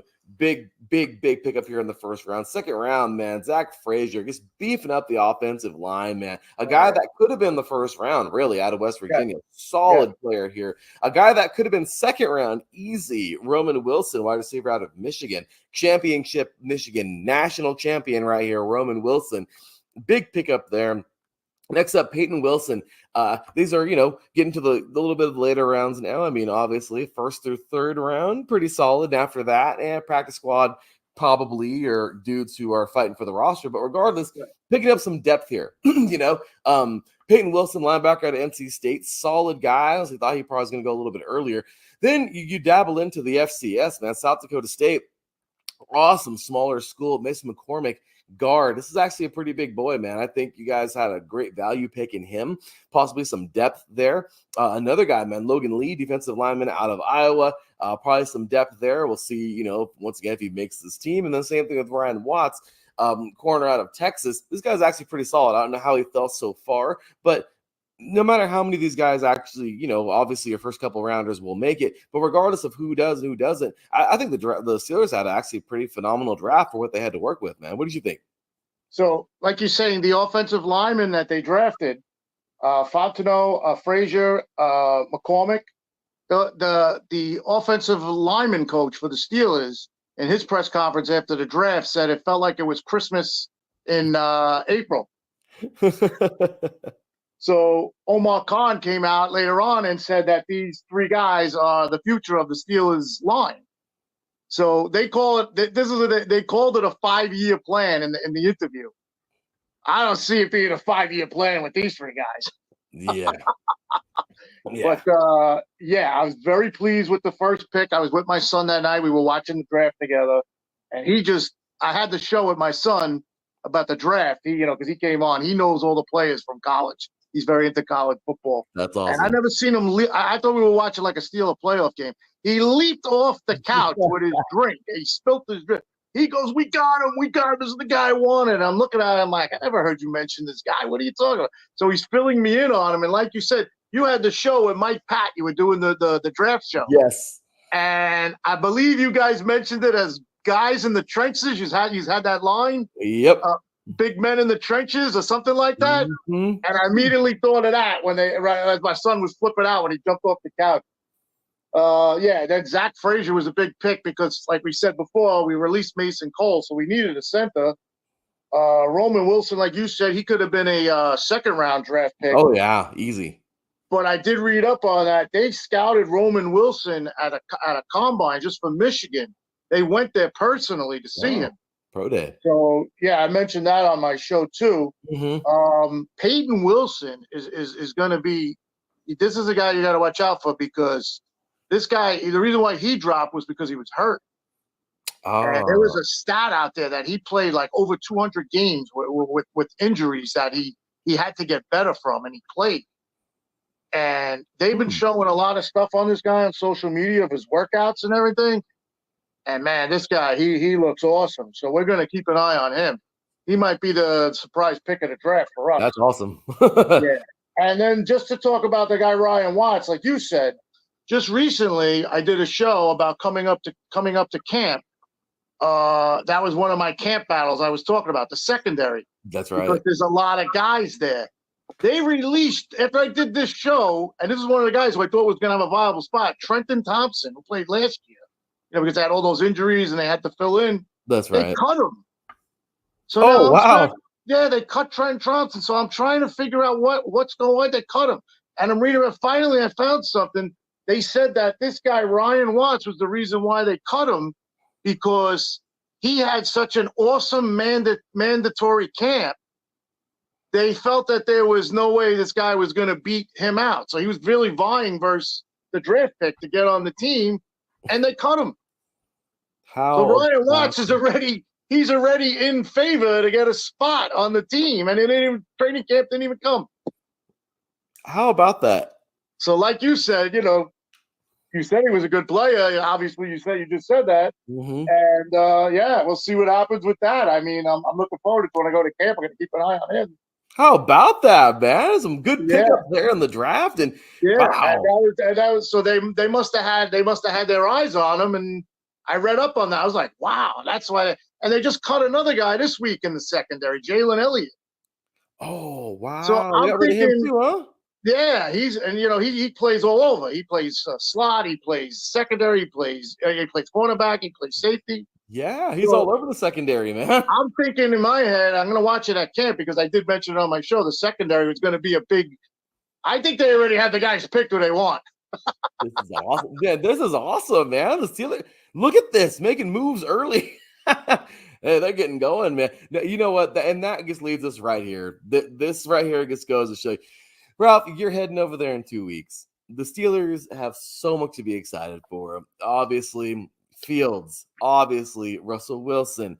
You got a pretty good. I mean, this offensive line got some beef on it now. I mean, I don't think I've seen a dominant tackle play since Villanova, right? I mean, or Villanueva. Yeah. Villanueva. About what, 10 years ago, maybe? I mean, it's the last time I think we've seen a. No, Villanueva was like maybe 5 years ago. Okay, 5 years ago. But maybe Castro. Maybe you're thinking of like Castro. Oh, Castro too, out of Stanford. I remember him. Yeah, I mean, you gotta. Those are some dudes. I mean, obviously Pouncey. We haven't seen some guys like that in a while there on that offensive line. So let's see it, man. I'm excited to see it. I really do think that these are strong pickups here. And let's get into this season, Ralph. I mean, we're taking a look here now. Finally, the last segment here, or second to last, if you will. Jumping on into this season, man.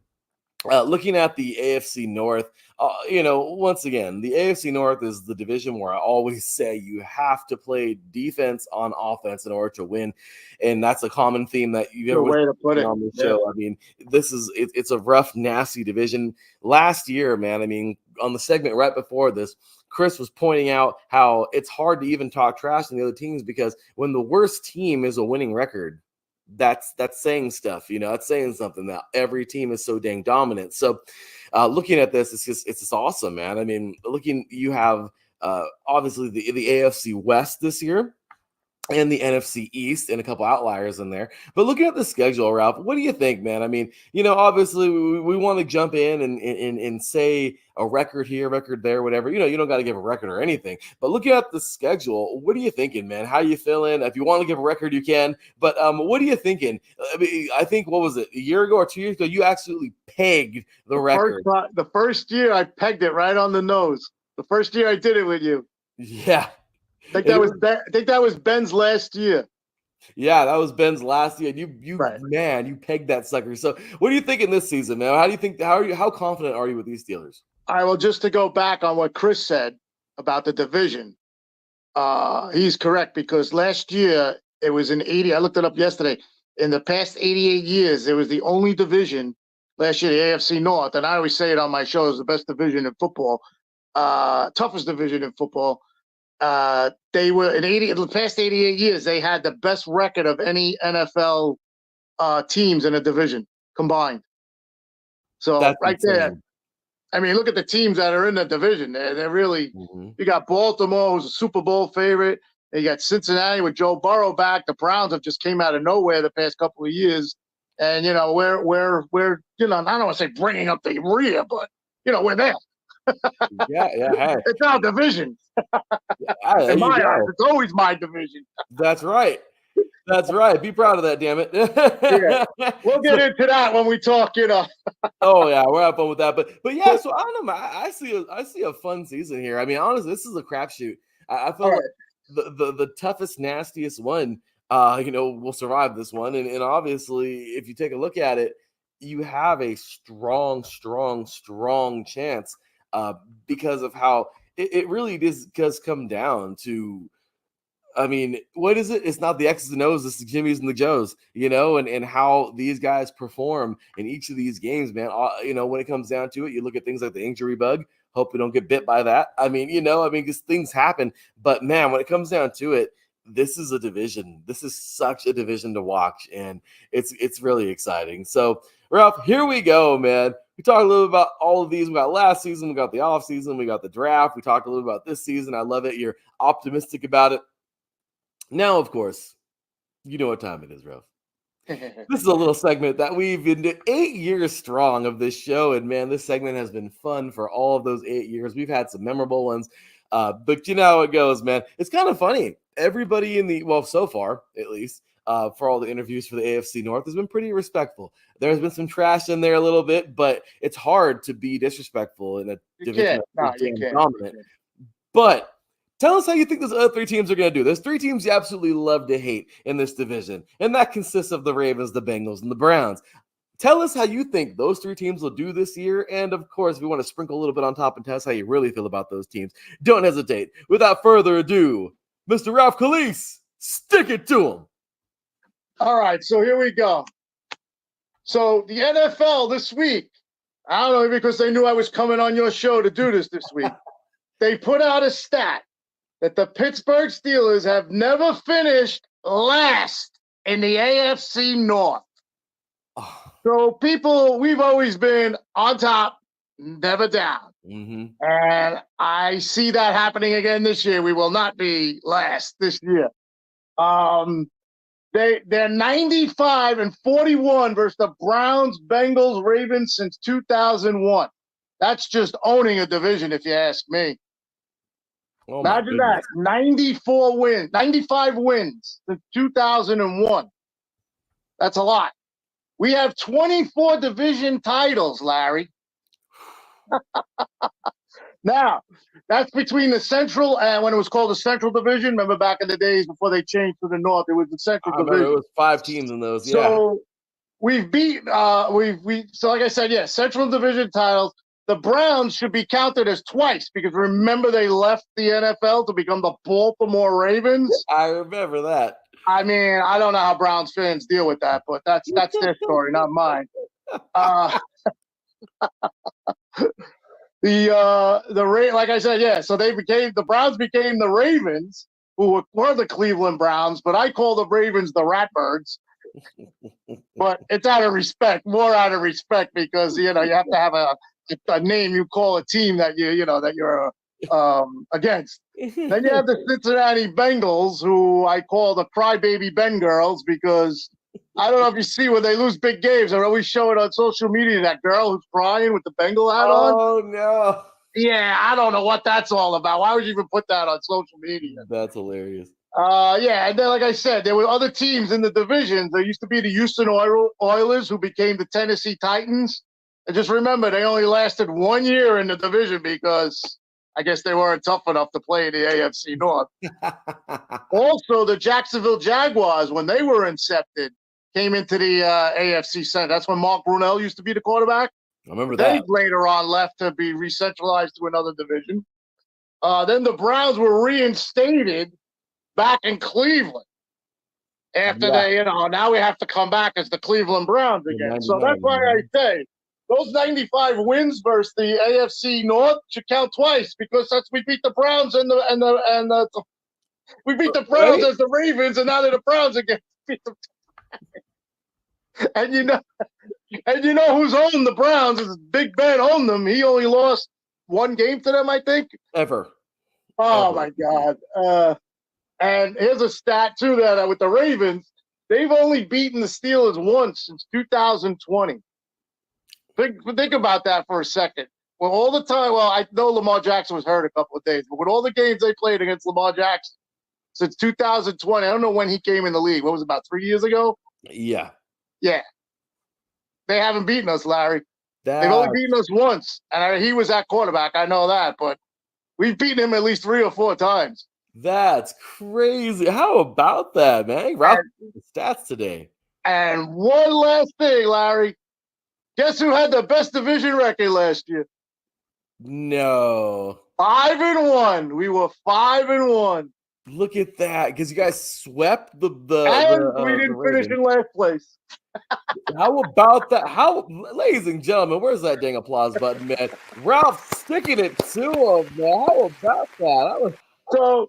That was kind of a respectful stick 'em to him, I just threw up stats out there where it just shows that we'll always be the best team in the AFC North. I love it. Ralph, I'm telling you, every time you come on here, man, it's absolute fire. Love having you, man. Ladies and gentlemen, if you want more Ralph Khalise, man, this guy right here, make sure to give him a follow here at Yinzer Report _IE. This guy brings it, man. He put some cool stuff up here. He called Paul Skeens being an all-star before he was even in the talks. That was amazing. Oh, it was great. That was super cool. How about the clothing company retweeting I was bugging out, Larry. I couldn't believe that. So cool. They screenshotted the show, the Yinzer Report, my name, and they put it. Oh, my, that was insane. I'm telling you, this guy right here, man, Ralph is, and it's funny because over the last couple of years, we joked about it always. Well, it wasn't to me. I was trying. I was like, man, I'm trying to get Ralph as a host on here. And it's funny because Ralph was like, I'm retiring in a couple of years. Yeah.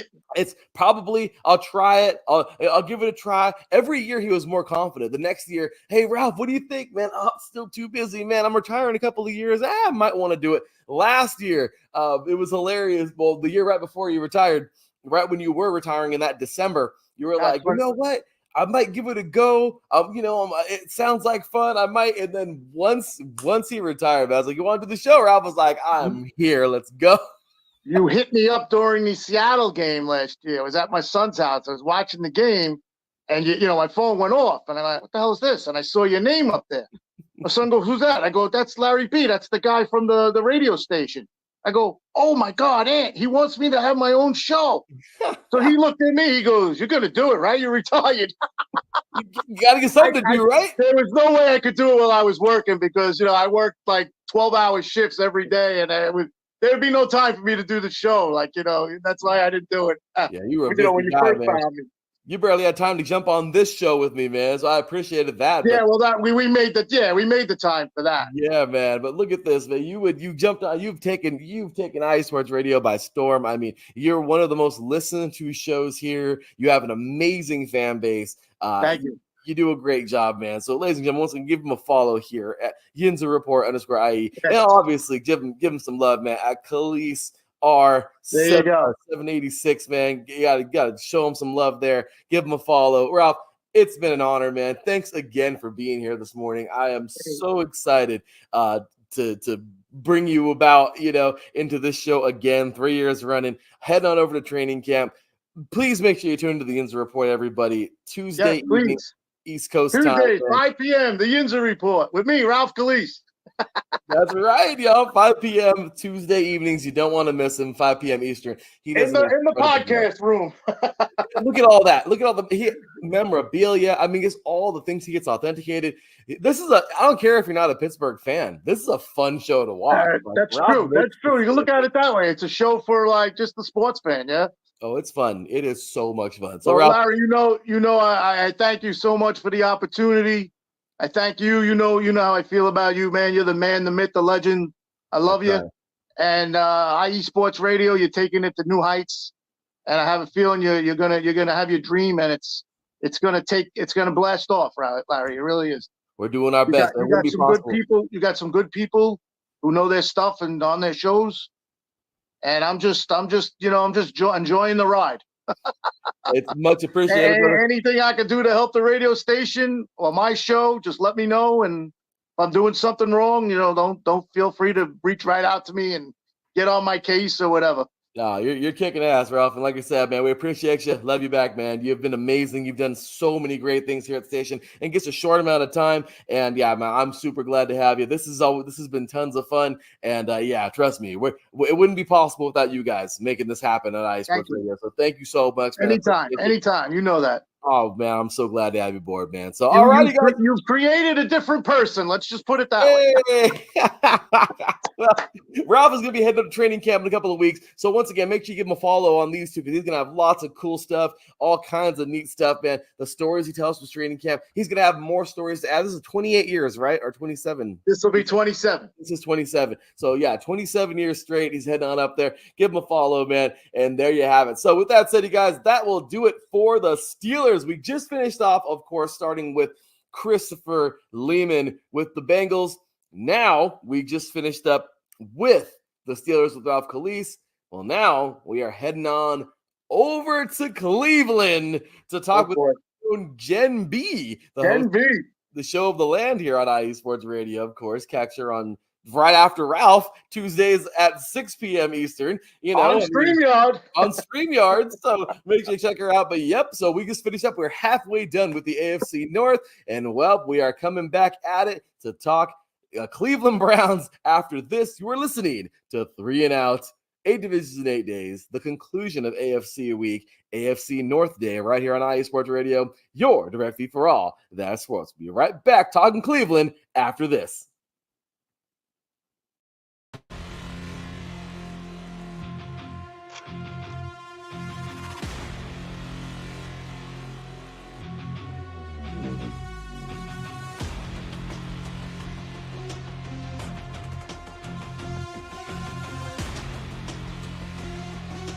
What's up, Pittsburgh?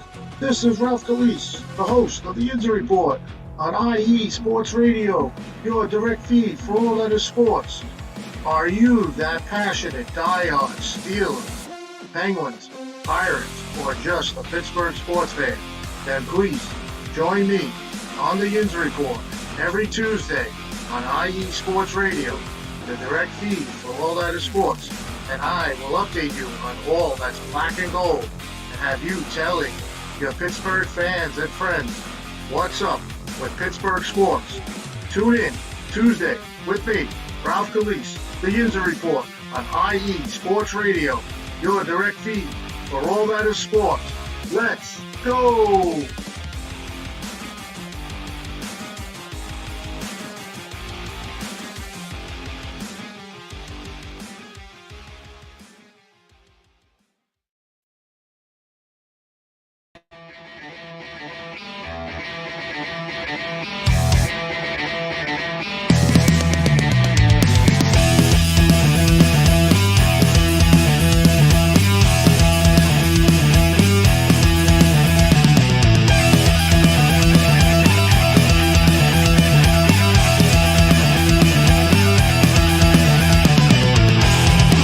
It's IE Sports Radio.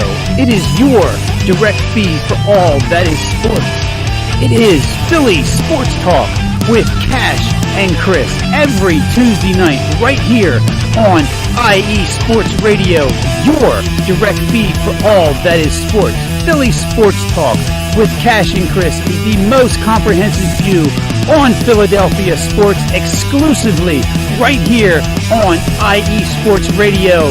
You know what it is, your direct feed for all that is sports. Tuesday night, IE Sports Radio, Philly Sports Talk with Cash and Chris.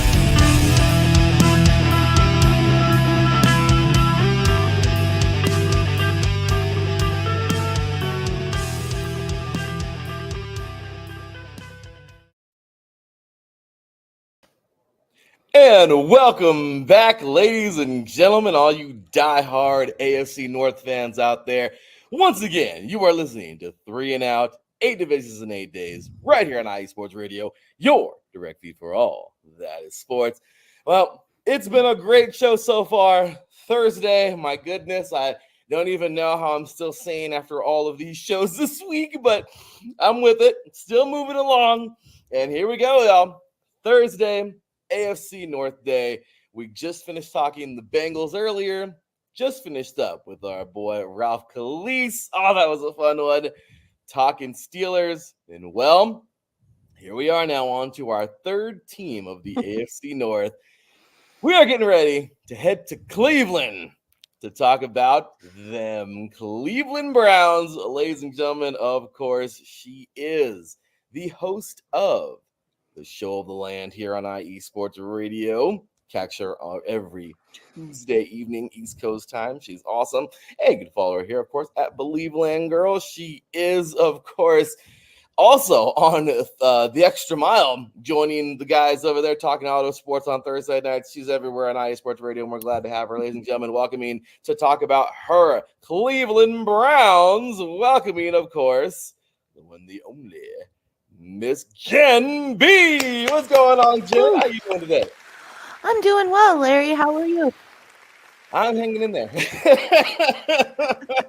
I'm doing great. Thank you very much. It's been a lot of fun. But like I said, this time of year, it's a little exhausting with all the interviews, but they're always a lot of fun. So, Jen. I'm kidding. Sorry. Okay. Well, here we go. This is the Browns. Where do we start? My gosh. Last season. Okay, I know, and you're probably like, ew, I know. I'm sorry, Jen. I'm gonna go with this painful memory. It went better than expected. It did. I guess, yeah, we can't. Can't deviate away from that, that's for sure. But I'll tell you, the Browns last year, it was something.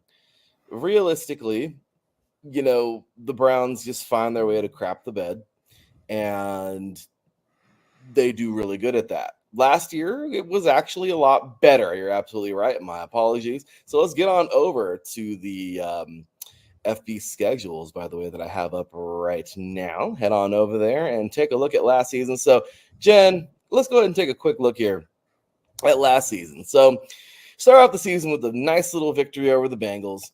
You fall to those Pittsburgh Steelers. Ouch. Okay. That was a heartbreaking game. That was a heartbreaking game. That's for dang sure. That was not an easy game for you guys. Get a nice victory there over the Tennessee Titans. Then you just get completely dismantled by a Ravens team who was just on the warpath last year. Early bye week on my wife's birthday there. Then we get on down here. A couple more victories. You beat the Niners. That was probably one of the most surprising things I've ever seen. Defeating the Colts by 1 point. That was insane. That was a crazy game. You fell off here right towards the end of October. I know your birthday is right around this area, right, Jen? So yes. So cool victory there, I guess, for the Colts, and a kind of a tough one there from the Seahawks that lost there. Cardinals. Baltimore Ravens, you beat them this time, and then you beat the Steelers, 3-game win streak, and then you just go on a 2-game skid. Broncos and Rams, you fall both on the road there. Come back home to win 2 more in a row. Then you go back out on the road, get another win over the Texans, who were extremely hot last year. Then you come home, beat the Jets. That's not that hard to do. I'm just kidding. But beat the Jets. Then head south to Cincy, fall to the Bengals. You go all the way. I know I say it like it's so far. Right? Just kidding. But you get to the AFC wild card, and boy, the game on Christmas Eve was much different than this game as the Texans hand you guys a 45-14 beatdown. Gen B, I'll keep this thing up, but well, last season, give me every raw emotion as a Browns fan. Oh, it was heart-wrenching. The Bengals game was the only game where we had the entire team. Nick Chubb went down in the Steelers game. Then Deshaun Watson went down in the Titans game. And then he tried to come back in the Colts game and lasted less than a quarter. And then he came back against the Cardinals and played well. And then somehow, with a broken shoulder, pulled off that comeback win over the Baltimore Ravens. But we just kept losing guys left and right throughout the season. Right tackle again, right tackle again. And it was a lot to overcome. Somehow they managed 5 quarterbacks and they managed to win enough to make it into the playoffs. But once they got to the playoffs, the steam ran out, and they ran out of tricks. Well, Jen, looking here at that loss. Okay, it sucks, but you got there. Yeah. You got I mean, there. it was definitely amazing that we got there given all the injuries. It was 27% of the salary cap was on injured reserve. oh, that's Crazy. a big number. Yeah. Well, again, we can kiss that season goodbye. Peace out, okay? Because it's in the rear view now, and we are now on to this season. But Gen B, I gotta ask. There's a couple of things here. Okay. This last May, well, actually June, really, all these different transactions going on into the off season. Okay, so there were a good amount of them. Okay, we can see here on the screen. You guys wave Lonnie Phillips. This is all, of course, going backwards from like now back to the past. So I guess we can go way back here, but there were some key departures. Obviously, I mean, you see here lots of things going down here with injuries and moving guys up, moving guys down, practice squad, all that good stuff. Then Jerry Jeudy happens. Okay, free agency happens. Yes. We'll acquire Jerry Jeudy in a trade with the Denver Broncos. You guys will get a 5th round pick and a 6th round pick. All right, that was I mean sorry, not you guys. The Broncos did. Okay, yes. Re-signs Darius Smith. Hakeem Adeniji. I always butcher his name, but he's a long board now. Got with you guys, Jordan Hicks. So you guys get some pickups here. You re-sign Shelby Harris. That was very important in my opinion. I love the interior defensive line. I played there many years too. To me, that was huge. You signed Jameis Winston. Okay. Dante Foreman, another guy that remember him on Texas a couple years back in college. The guy was a freaking beast. So you pick up some more players, then you have the draft, which we'll get into shortly. But then obviously you guys have been going on a signing spree over this last couple of months, really. And we end up here. Recently you guys are, waving Jaden Peavy, Lonnie Phelps. So taking a look at all this once again, without mentioning the draft, what do you think about the offseason? I think it was successful. They got back the guys they wanted to get back. Mm-hmm. They replaced the guys that they lost in free agency. I don't know that much about Jordan Hicks, so we'll see. But as long as he can stay healthy, that's an upgrade from Anthony Walker as far as I'm concerned. Unfortunately, Anthony Walker was a great leader in the locker room, but unfortunately, he just could not stay on the field. 2 season-ending injuries, both seasons he was with the Browns. So we'll see. Hopefully, Jordan Hicks can do better. I feel like they're going to focus the linebacking core more on JOK skills. Hi, Blue. He's cute. she wants to join the show. She's talking about the Browns too, you know. Yeah, anyway. And they also signed Devin Bush. I think he might be more of a special team. I believe so too. That's a good point. Yeah. So, I mean, I feel like a lot of the moves outside of re-signing the free agents that they re-signed and Jordan Hicks were for the new special teams rules. Yeah, I can see that. I mean, and what do you think? I've been asking this all week to everybody too. What do you think about the new kickoff? I don't know. I need to see it. So, did you watch the UFL this year? I did not. Okay. I watched plenty of games, and realistically, yeah, they just line up 10 yards apart from one another. The kicker is way over there, and the returner is way over there. And then you have, like, right here, 10 yards apart in the middle of the field. The ball gets kicked, and once the returner catches, they hear it, then 10 yards apart, it looks like a scene out of Troy. You know what I mean? Like, that's it. And you go 10 yards and you just basically knock the hell out of each other. But it's going to lessen the blow than running full speed from freaking, 60 yards downfield. Right. Slamming into somebody, which was really fun, by the way. I used to like doing that. He's getting it up a couple of times. It was very fun. But I can totally see, because it's extremely violent. I understand that. You can jack yourself up, and you can jack other people up too. but yeah, so we'll see the new kickoff. But yes, you're totally right, though. I think Devin Bush, good pickups there on the offseason. Now, I feel you're itching, and I love it. Okay, well, Jerry Jeudy, let's address that first. What did you think? Yes. I know the Browns have been after him for a few years. They actually interviewed him in the draft process in 2020. So they have been talking to the Broncos about him for at least the last 2 years. So I expected that it would happen at some point. I was a little surprised about the extension, especially with Amari Cooper up in the air, and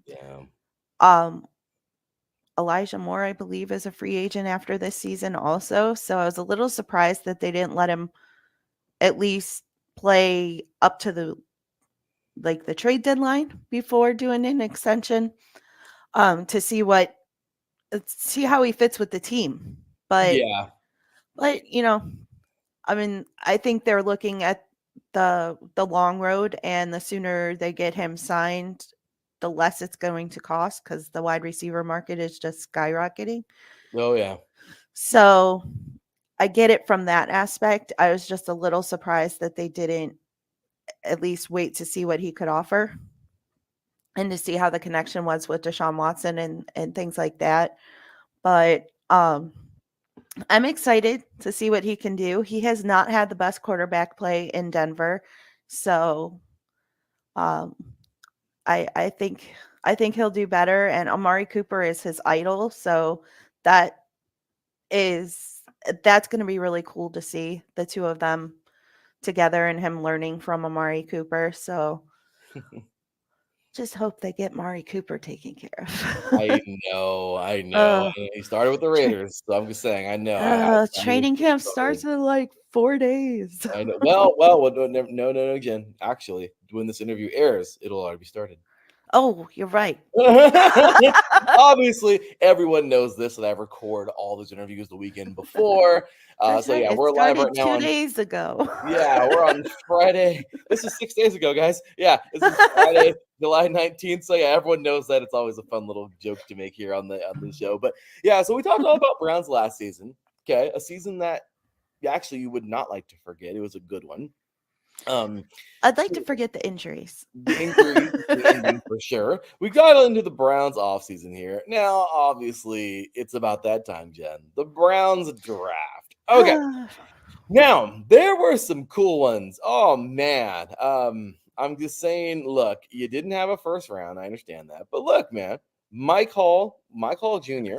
out of Ohio State. Jen, he's not going very far. You also No. happen to be a Buckeye. So I'm just saying, here he comes to play. He's a big boy in the middle, a hell of a player, strong dude coming out of Ohio State. As I told you before, I'm an interior guy myself. I won't, and the whole D line is where it is. Okay, so I love it. This was a great pick. Then you get somebody right on the other side of him, and wouldn't you know it, he's a national champion, Zach Zenner.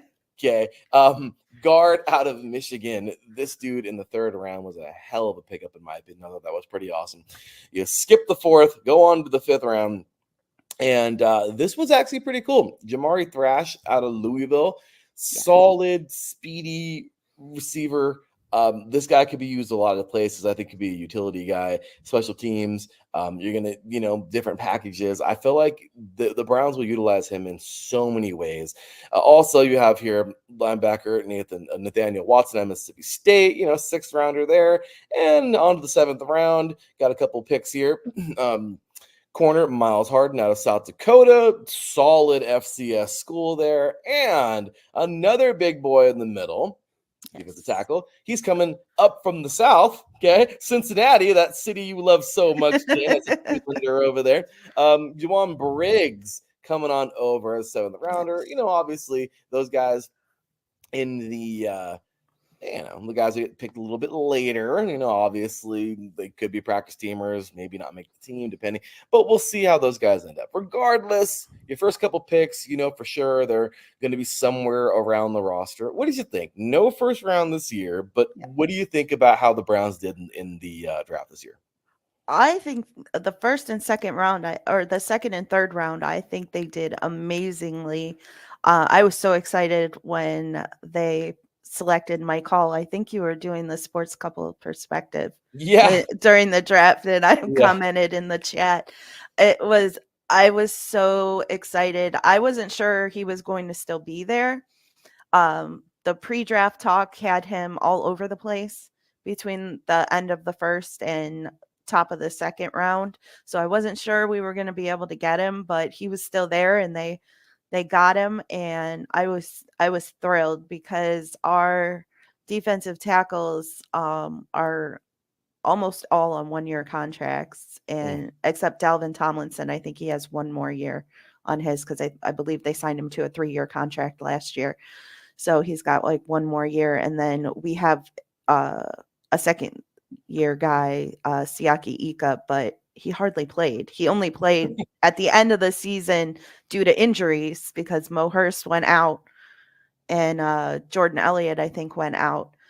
But we lost Jordan Elliott in free agency. So, and congratulations to him, because the Browns were not paying him the $10 million that San Francisco did. So good for him, because he wasn't getting it here. But I was glad to see that they drafted somebody that I'm familiar with, and he's very athletic. He's eager to learn, and he's young. He's only 20. So they can really work on getting him developed this season while they've got those 1-year guys. And then next year, depending on how things go with Mo Hurst, because he has terrible injury history. Yeah. If he can stay healthy this season, they'll probably re-sign him again, but Shelby Harris is not getting any younger. So I think this is probably the last year for him. And then next year, I think, is the last year for Dalvin Tomlinson. So they need to have some depth there. And I think this was a really good, really solid pick. And he's so excited to be staying home. And you know what? To me, that is Blue's having fun with the banner over here. She's like the mascot, the team mascot here at IE Sports Radio. Just doing terrible things back here. But yeah, again, honestly, it's the truth. It really is. I feel, as much as I love Shelby Harris, it's true. Hey, age. It's undefeated, Father Time's undefeated, as we always hear. And it's the truth. So it's true. We need the depth, right? We need to make that happen. So for the Browns, you need that depth. And I think there were some great picks here, some quality picks here made in the draft for the Browns. And Yeah. so, all right, Jen, well, we're going to move it on along here to the Browns this season. All right, Jen, we talked about last season.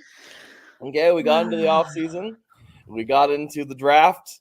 And now here we are, Browns this season. Jen B, how about this? You guys start off the season versus Dallas. That's not that hard, right? They're a team that has everything to prove. Dak Prescott is on the hottest seat, man. That seat's so hot, I don't even know how you can sit down. That seat's so damn hot. All right, you got the Jags after that, who talk about team needs to prove something. This team, I don't know, they're weird. So you could face a really good team that week, or you could face, I don't know, the Raiders 2.0. So I mean, yeah, the Jacksonville Jaguars are just the weirdest team in the world. I don't know. Regardless, after that, you're going back home to take on the Giants. On the road, take on my Raiders coming up. I like that. Sounds like a fun game in late September. Starting October, you guys are going to be on the road. Well, you're going to continue your road trip because it starts with the Raiders. And it's Washington, Philadelphia, your two teams that are just another one. Washington, how weird are they? We'll find out when we talk to Mike next week. Philadelphia, a team that still has lots of weapons. They're still a damn good team. Then you get to face familiar foe, your first division game of the year, taking on Cincinnati coming up October 20th at home. Then you go back to back there, hosting the Ravens, two AFC North opponents. Taking on the Chargers after that, a 3-game homestand into a bye week. That's got to be lovely for the players. Trust me, playing college football and everything, that's always nice. Having a couple home games into the bye week. Then on road trip. Hey, cool. Well, not really a road trip, but on the road, take on the Saints, home versus the Steelers, away again, 2 games versus Denver and Pittsburgh. You get the Chiefs at home. That's not easy. Then you guys got Cincy on the road, heading down south real quick. Then you're going to end off the season with your final home game versus Miami, and then on over to Baltimore for the closer for the finale in week 18. Obviously, there's a preseason, but no one cares about the preseason. I mean, we love the preseason. I love to watch this. It doesn't count. But obviously, Packers, Minnesota, and Seattle in the preseason there. But regardless, this season here, Jen, I want to say some of these are favorable, but then again, you never know. I don't know how favorable they're going to be. Jen B, looking at the schedule, what are you thinking this year for the Browns? I think a lot of it's going to depend on when Nick Chubb is back. He's way ahead of schedule, so fingers crossed. But I'm seeing rumblings now that he's going to be put on the PUP list. So we'll see. They're saying it might only be during training camp. It may not extend into the season. So we'll see. Fingers crossed with Nick Chubb. But they've signed plenty of running backs in the offseason to make up for missing him if he is out for a couple of games. And then it's going to come down to also how Deshaun gets back in rhythm and how his shoulder recovered from that massive surgery that he had to repair a broken bone. From everything I've been hearing and seeing, he is progressing very well. The beat reporters that were at minicamp said that he's throwing better than they've ever seen him throw since he's been in Cleveland.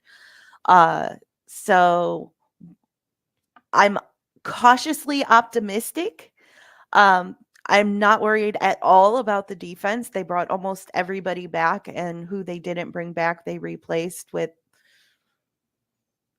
almost equivalent talent levels. So if the defense can do what they did last season or be even better, especially on the road, so they did struggle a bit on the road, though part of that was the offense struggling on the road and giving them very short fields to protect. But I think they can beat any team if especially if the defense plays the way that it played last season and Deshaun Watson is back to himself, regardless of whether or not Nick Chubb is back. And that's the $1 million question, right? I mean, will Yeah. he? So you're okay. Well, there you go, Jen. Hey, you know what? That was pretty awesome. I love it. Let's hit the applause there. Very well done.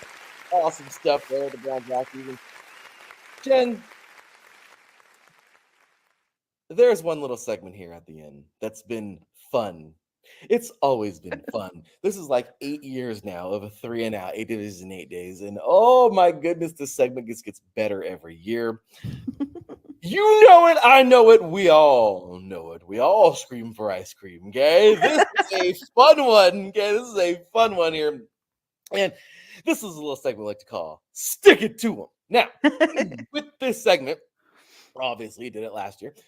And, you know, you have 3 other teams in this division that you kind of can't stand. And that's the cool part about this. Yeah. So, like I said, we already had the Stick It To 'Em from the Bengals and the Steelers earlier. We're getting the Ravens coming up next. But this is your time, Jen. Your time to shine. Okay, so Jen B, talk to us. Give us a few seconds here. Talk all about the other 3 teams in the division. How you think they're going to do this year? And then, of course, talk a little crap. It's okay. It's just you and me here. Okay, no problem. So, Jen B, without further ado, stick it to them. I mean, the AFC North is the best division in football. So, I expect all 4 teams to do fairly well. The Bengals don't scare me as far as the Browns are concerned because Joe Burrow just can't beat Cleveland. He just can't. And then the Steelers, I don't know. I don't know. I'm not as high on Russell Wilson as some Steelers fans I've seen. If I were a Steeler fan, I would not be excited about that signing myself. Justin Fields doesn't scare me for the Browns either. Myles Garrett is very good at putting him on his back. So the Steelers are always with the Browns and the Steelers, it does not matter how good either team is. They always play each other hard. Yeah. When the Browns were awful, those games were always competitive. It didn't matter. So I think I wouldn't be surprised if we split the series with the Steelers 50-50.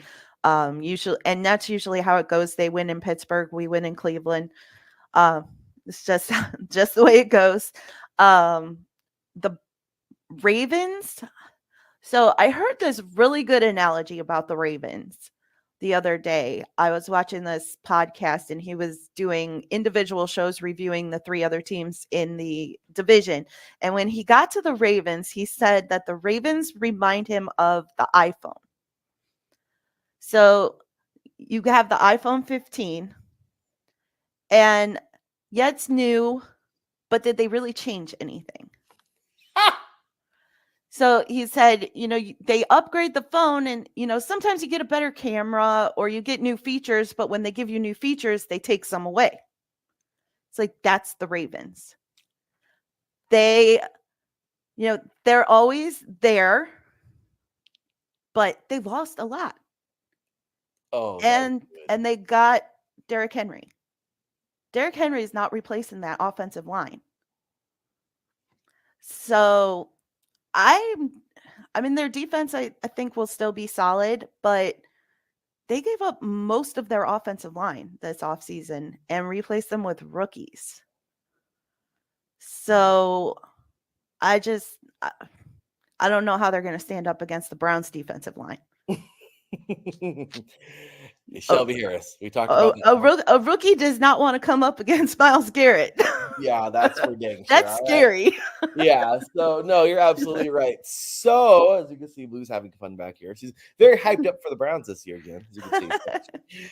Well, I'll tell you right now, way to stick it to him, Jen. That was pretty fun there. Very, very nice. Very, very nice.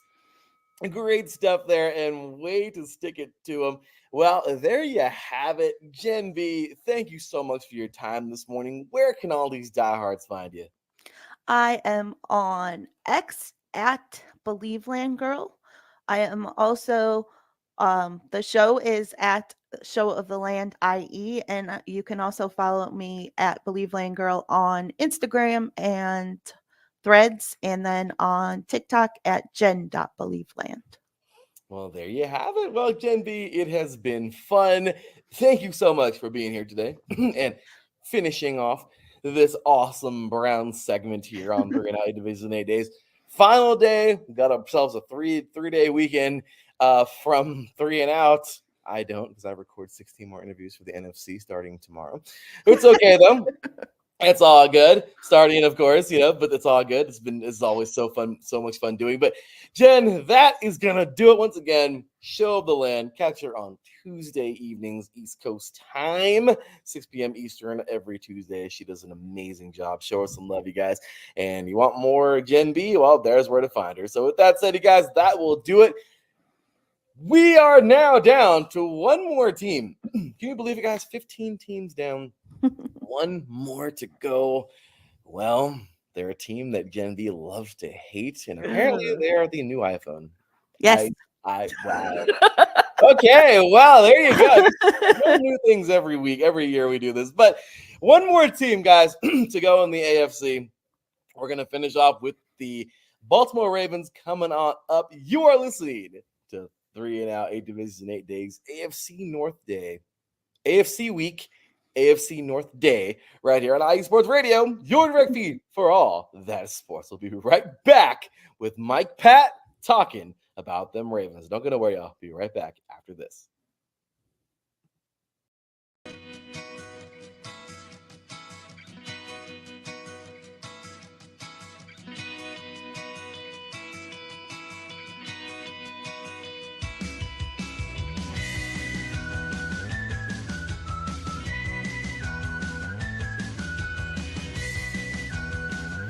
Hey, Cleveland and Columbus sports fans. This is Gen B, host of the Show of the Land on IE Sports Radio, your direct feed for all that is sports. If you love Cleveland and Columbus sports like I do, be sure to tune in live to the Show of the Land on Tuesdays, where we will cover the Cleveland Browns, Cavs, Guardians, and Monsters. We will also talk about the Columbus Blue Jackets, Crew, Fury, and of course, the Ohio State Buckeyes. We'll also cover other colleges in the area like Akron, Kent State, Cleveland State, Mount Union, John Carroll, Baldwin Wallace, Youngstown State, among others. So like I said, if you love Cleveland and Columbus sports like I do, be sure to tune in Tuesdays to the Show of the Land with Gen B on IE Sports Radio, your direct feed for all that is sports.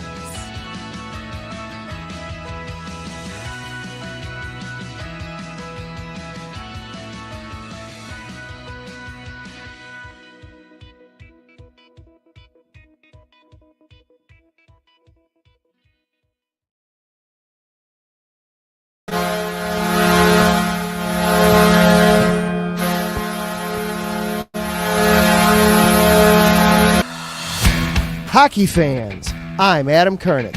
And I'm Zach Puplis.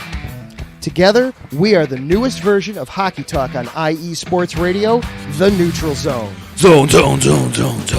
We love hockey, but we also know it's not everyone's first sport. So we want to make this show as much for new fans as for the diehards. Whether you can name all the Swedes on the 08 Red Wings Stanley Cup team, or if you can't tell if Varlamov is a goalie or the latest trendy vodka, we're here to help. With facts, figures, and outrageous fans, we bring you all the hard-hitting hockey news you can handle, while still keeping it fun and on the rails. Well, mostly. So tune in every week as we go around the hockey world, from college to Canada, the minors and the majors, and everywhere in between. So bring your cellies. And your one-timers. You wicked wristas. And be sure to protect your five-hole. Catch the Neutral Zone every week on IE Sports Radio, your direct feed for all that is sports. We promise not to pick on the Arizona Coyotes every episode.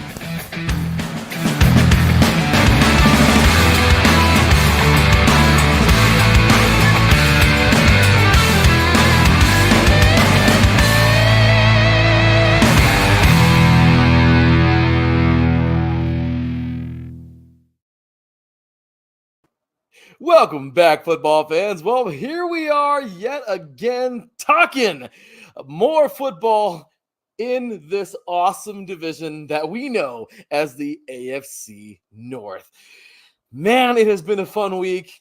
And here it is. The entire culmination of AFC week is here. It comes down to this last segment as we have now gotten through. This is crazy. We are now nearly halfway through the NFL. And yes, we are in our final segment. So after this segment is ended, we are now 16 teams down, 16 more to go next week with the entire NFC. I'm excited. And well, what better way to end AFC week than with a team that just, oh my gosh, they are like one of the defenders of the AFC, if you will, one of the biggest, baddest, strongest teams in the AFC, and obviously in the AFC North. We are now talking Baltimore Ravens. This is, once again, the final segment here. We talked Bengals, we talked Steelers. We just finished talking the Browns with Gen B, and well, here we are now talking about the team that used to be the Browns. Just kidding. Not wrong. Not wrong, technically. Ruffling feathers. But ladies and gentlemen, he is, of course, the host of Let's Whine about DMV sports, covering all sports in the DMV area with a delicious, tasty alcoholic beverage. Reminds you always to please drink responsibly because there's too many crazy people doing crazy, idiotic things in the world. Enjoy a nice glass of wine. Enjoy a delicious, tasty beer. But please do it without doing any harm to, of course, yourself and anybody else, please. So always doing a great job there on Let's Whine About DMV Sports. Obviously, this interview was last Saturday, and Mike is going live that Saturday night. So from the future, have a great show tonight, if that makes any sense. Anyway, but with that said, ladies and gentlemen, he is, of course, the host of Let's Whine About DMV Sports here at IE Sports Radio and the chief editor of our blog, the IE Sports Radio blog, which you can find over at iesportsradio.com/blog and, of course, at iesportsradioblog.wordpress.com. Ladies and gentlemen, welcome Mr. Mike Pat. What's going on, brother? How you doing today, man? I'm doing great, Larry. How you doing? Glad to have you aboard, man. Glad to be here, and glad you were able to join us. I know we're all over the place, kind of crazy weekend and everything, but all over the place. But it's all good, man. Well, glad to have you here today to talk about those Baltimore Ravens. Let's get it, man. We have some fun stuff to get into today with this team because, man, they were so close last year. I mean, I know as an old coach of mine used to say, close only counts in horseshoes and hand grenades, and we know, but man, that is indeed true. It's not wrong. But man, if there was ever close, this was close. Here we go, Mike. You start out the season, man. You guys won a very good game over a very good football team, man. Houston is going to be somebody to watch this year, but you had their number twice last year, actually. Once in the regular season to start it off, and then the playoffs. But then you would head on over to Cincinnati, give them an L, but it was a very hard-fought, earned victory there.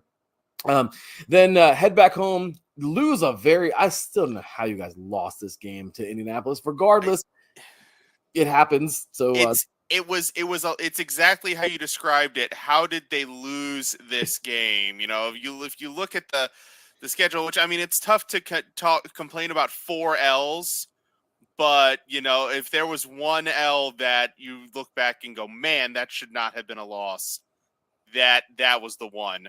That was the one. I mean, look at it. It's ugly. So a tough loss there to Indianapolis, but man, get right back on it, getting a nice victory there over Cleveland.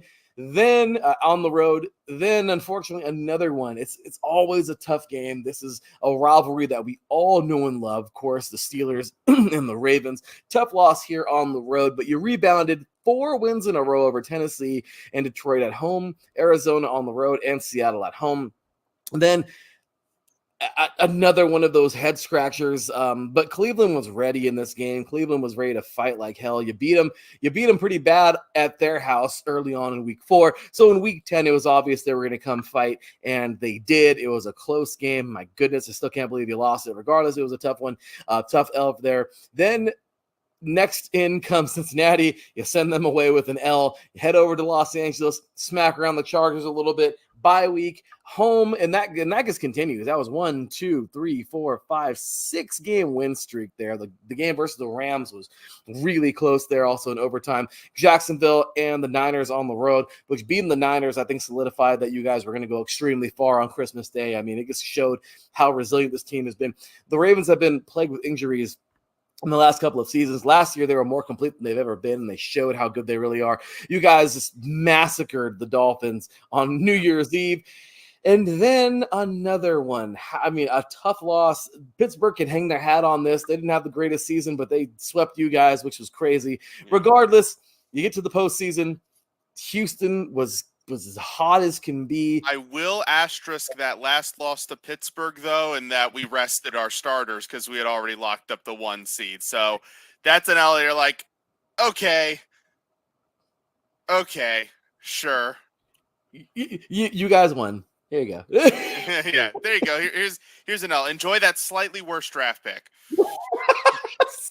Slightly worse draft pick than I like that. So you guys would go and just everyone thought, and Mike, I'll tell you this right now, man, everyone thought this, including myself. I thought this would actually be a little bit more of a game because I was like, Houston regained their footing. Like, this is it, man. Houston is here. No, the Ravens are like, I don't care how good you think you guys got, we're gonna beat the crap out of you, and they did. In the divisional round, Houston is still yet to get past the divisional round in their history, thanks to you guys. And then the game where we all thought, and this was the one, as a Raider fan, obviously I'm cheering for anybody but the Chiefs, as good as they are. But it's the rivalry thing, kind of like you guys with the Steelers and the Browns and the Bengals. But I'll tell you right now, Mike Pat, this was a tough one because the Ravens had every opportunity to win this game. They just couldn't. They just didn't really. And you guys would lose to the Chiefs in the AFC Championship, and there is the season. So, Mike, I'm going to shut up now. Good sir, every raw emotion last year. Well, I mean, it's tough to complain about the regular season where you go 13-4. You've got the number 1 ranked defense in the league. You've got the MVP in Lamar Jackson. Pretty much everything was going right. And you talked about that stretch, towards the end of the season where they faced the Rams, who were a pretty good team last year. Jacksonville, who at the time when they played Jacksonville hadn't collapsed as they would at the end of the season. We might have had something to do with that. Who knows? And then the 49ers and Miami, 2 playoff teams as well, to win that stretch. Yeah, I can see how we were very hopeful entering the playoffs. But, we experienced this back in 2019 as well, when this team was, I think they went 13-4 or 13-3 or 14-2 or whatever the record was, and was the number 1 seed in the playoffs, got the bye, lost to Tennessee in the first round. And everybody's like, how the heck did that happen? This year, they get over that hump. So, there's a ton of hope going up against the Kansas City team that was rocky at times. I mean, yes, Taylor Swift was in attendance the whole season, but, they had their moments where they weren't the best team. They weren't the best version of themselves of the past few years. So you're like, I mean, if there's any version of this Patrick Mahomes-led Chiefs team that you're going to be able to beat, this is probably the one. And then they get into the game and they don't run the ball. The defense does its job, but the offense, boneheaded mistakes. Don't know what the game plan was exactly. I think we still don't know what the game plan was because there didn't appear to be a cohesive one. And then, that's the result. And the Chiefs go on and they win the Super Bowl. And, there's always there's now that little bit that sticks in the back of your head that wonders, was that the year? Was that our chance? Not saying our window's closed, but was that the one? Did we let that slip away? That one hurts because even looking at now that you said that one hurts even more now, because think about it. It's true. Was that really the chance? Was that really the time where you guys were going to win that thing? Whereas was it really the time that the Ravens were going to hoist number 3? It's crazy to think 10 years ago, man. I mean, my gosh, 10 years ago, the Ravens were atop of the football world. Yep. And unfortunately, and how crazy would it have been 10 years to the day, Niners, well, almost to the day, but Niners and Ravens, how crazy Yep. would that have been? It would have been something. And think about how the AFC was last year. Like I said, Kansas City was not its best version of itself. The AFC South, I mean, you had Houston. Houston was an up and coming team, but up and coming teams don't necessarily get there yet. So they weren't quite there yet. The division, Cincinnati was hurt. Pittsburgh had Kenny Pickett as their quarterback. We're not going to get that luxury again. Cleveland was dealing with injuries. So the division, while it was still tough, was probably, more manageable than it's been in years past. And then the AFC East, the Dolphins fell through the floor. Aaron Rodgers played 2 whole snaps. And Buffalo was up and down too. So you look at the AFC the way it was last year. Again, you can't help but think in the back of your head, was that the opportunity? Was that the Ravens' year to go out and take it? And they didn't do it. That's painful. I mean, you're right. The stars kind of aligned, and it didn't happen. And that's a painful one, man. But well, here's to a better, hopefully better this year, man. Because the Ravens offseason, Mike, you are I love it, man. As much as you are a football guy in the season, you're a football guy in the offseason, which is pretty crazy. You got the numbers. You're the guy. I mean, obviously, master's degree, you're that kind of a guy. You can deal with the analytics in a intelligent way where you're like, I wonder how much that person costs. Oh, they're too expensive. They're going to go over our cap salary. How do you know the cap salary? Don't ask that question. I mean, that's Mike. I mean, yeah, Mike's crazy like that. So with that said, man, this is I don't know whether to call this eventful. I don't really know what to call it, but starting back early on, obviously the draft is in there, but looking at some of these, you guys got a lot going on. I mean, lot going on. Obviously, Jeremiah Moon on his way out. That was, that's something there early on in January. But interestingly enough, he was re-signed later on. He's on the roster currently. So I was going to bring that up later on. I was going to ruin my funny joke, Mike. Yeah. And I mean, you've got, that bottom when you talk about the off season and the roster building, which as you know, I get very into. It's probably not the healthiest habit in the world, but it is what it is.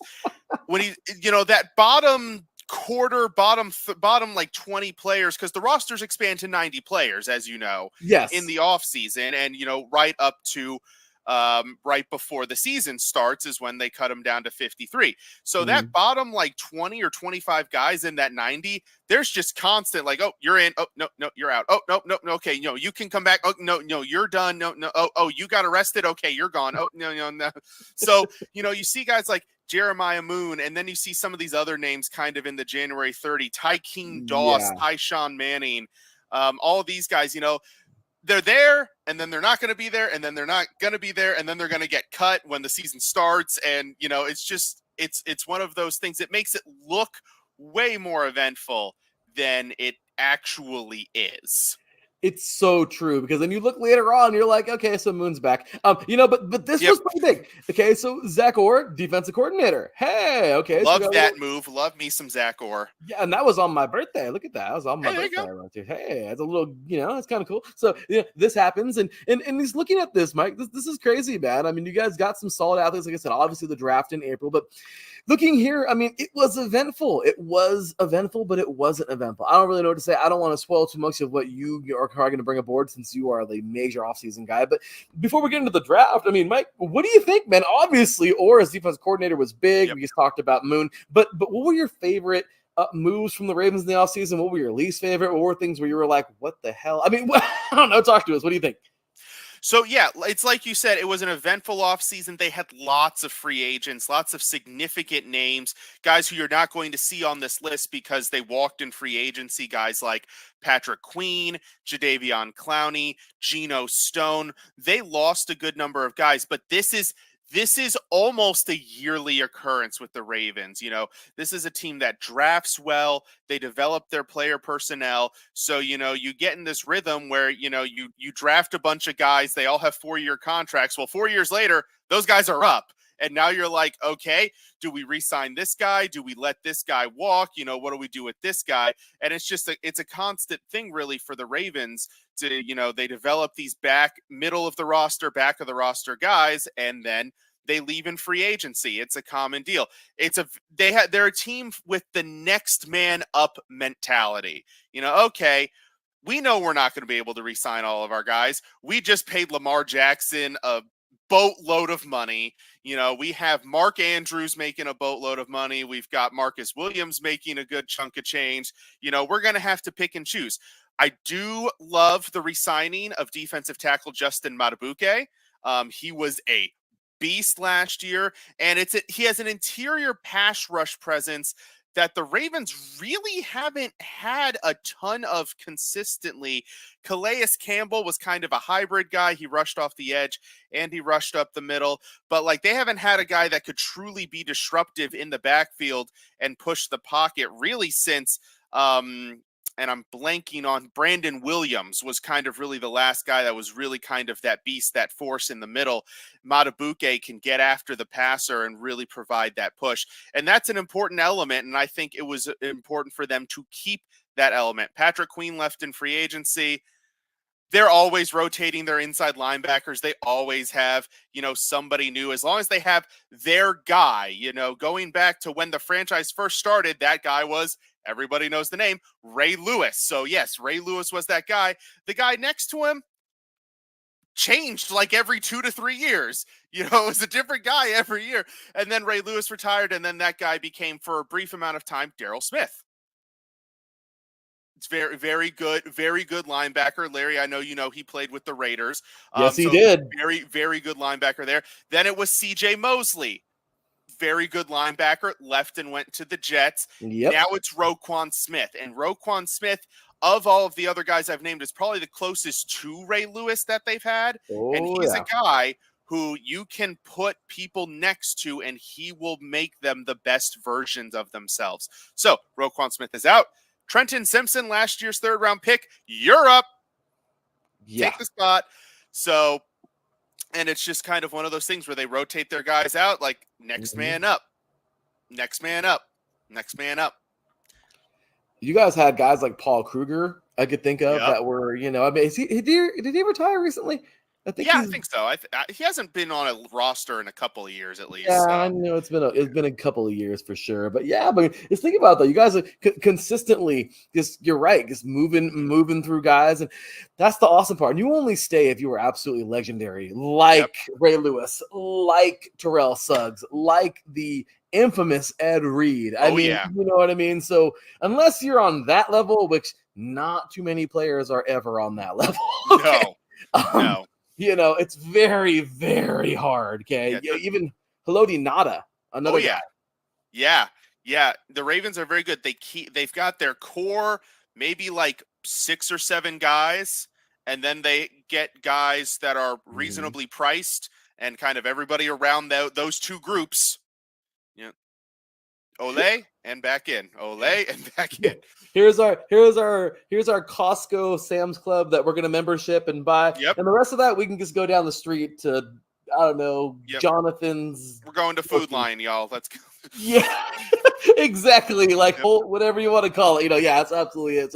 So no, you're absolutely right, Mike. And it's been awesome to see them do that. Kind of funny. I know Mr. Ralph Calise over on the Yinzer Report.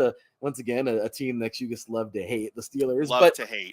But I'll tell you, Mike, the fun part about this is I remember a couple weeks ago, he was talking all about Patrick Queen making the comments of how he's like coming for the Steelers. Any thoughts on that? Do you personally, because as a player myself for so many years, Mike, I mean, look, you can talk, say things. It's like, I got you, whatever. recently Devontae Adams made a statement about the Chargers, like, you guys just suck. Like, he actually like literally just said that. It was kind of funny. But a former player going to the rival now, do you think that's just something to say, media, haha, or do you think he really means it? Do you think he felt he was done dirty? I mean, Patrick Queen was solid for a couple of years. What do you think? What's a little tidbit on that little pickup there?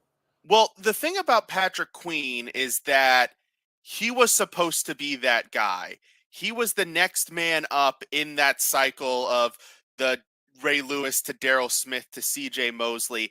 And up until Roquan Smith came to town, he really didn't quite get there. He was starting to a little bit, but he wasn't quite there. And the Ravens felt that they needed that infusion, and they went out and they got Roquan Smith.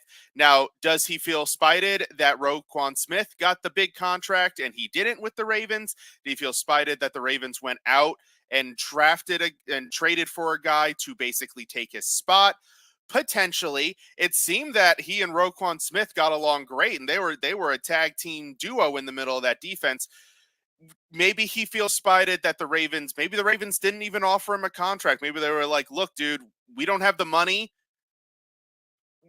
We got to move on. It is what it is. It's a business at the end of the day. Plus, they drafted his replacement last year in the draft. So yeah, I could very easily see, how Patrick Queen, being a competitor, being a fiery personality, which he is, I could see him easily being spited by what the Ravens have done. But the Ravens, it's a business at the end of the day.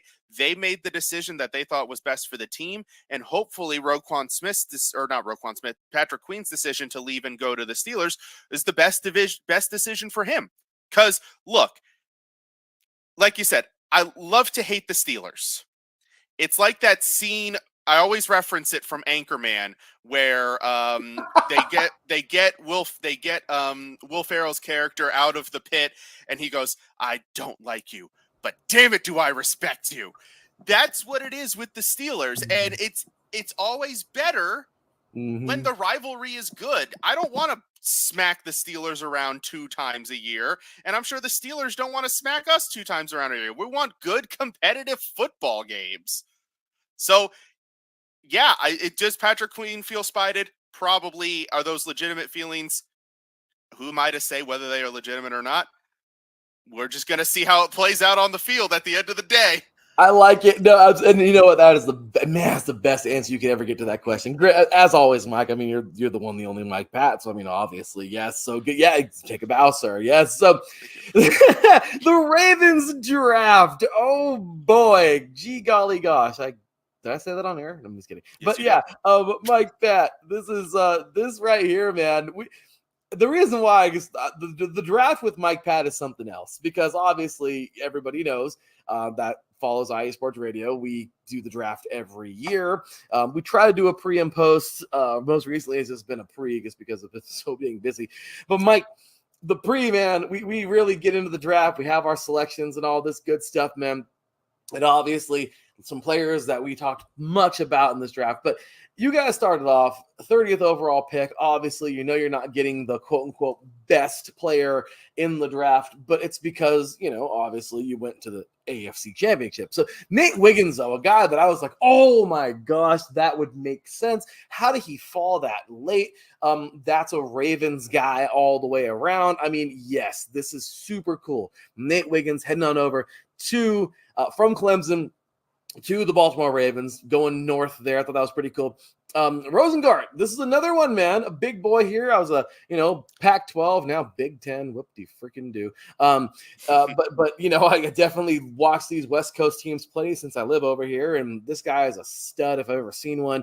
Rosengart, just another monster out of Washington. I mean, look at this guy, man. I mean, he's just massive, as well as the 40. They're really highlighting here, 4'9", 240. I mean, he's an absolute monster, freakish player there in the second round. Third round, man. Adisa Isaac, a edge rusher out of Penn State, obviously the opposite side of Chop Robinson. I mean, this guy is another monstrous player who we all knew was going to do something when he got to the NFL, and looks like he got picked up there. Devontae Walker, this was another pick where I thought he'd go a little higher. Regardless, though, this was really cool. Wide receiver out of North Carolina there, and then obviously your later round pick guys. I mean, TJ Tampa out of Iowa State. Didn't know too much about him. Learned a lot about him after the draft. Rasheen Ali, another guy I had to learn more about out of Marshall, running back there. Devin Leary, quarterback out of Kentucky, and then the 7th, obviously, the guys. These are all guys who are possibly practice squad, maybe not make the team regardless. But Nick Samick, center out of Michigan State. And I'm not going to try this, but Kane, safety out of Purdue. Okay, I'll attempt it. Sanusi Kane, I believe. I think that's what I heard. I think it's Sanusi. Yeah, out of Purdue. I think that's what I learned. Yeah. Yay, I got one right. But Mike, looking at all these guys here, man, solid picks starting off with Wiggins. I mean, what do you think? Do you think the Ravens drafted pretty well this year? Yeah, I thought it was a very good draft. The first 5 picks I was very pleased with. They addressed pretty much their 4 biggest needs entering the draft. They addressed them kind of boom, boom, boom, boom.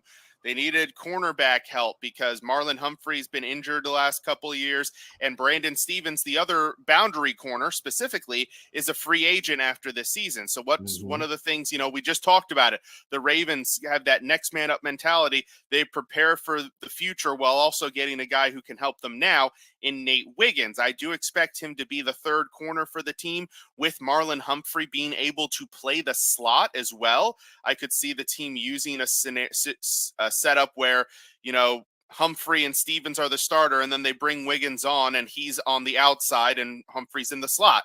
So, the versatility there and, the ability they have with Humphrey allows you to do that with these guys. So, yeah, I love the Wiggins pick. I had him going like 18th, I think, to the Jaguars. So getting him at 30 was phenomenal. Then Rosengarten, this is a very interesting pick. A right tackle who is a pass blocking specialist. You don't really see those. The right tackles are typically your big bulldozer guys. But Rosengarten, I actually learned this before the draft. The reason why he was the right tackle and Troy Fautanu, who went 1st round to the Steelers, which annoyed me because the Steelers got a great player. The reason Fautanu was on the left and Rosengarten was on the right is because Michael Penix is a left-handed quarterback. So his blind side was flipped. So they put the better pass blocker on the right side with Rosengarten, and they put the mauler Fautanu on the left side. So I thought that was very interesting.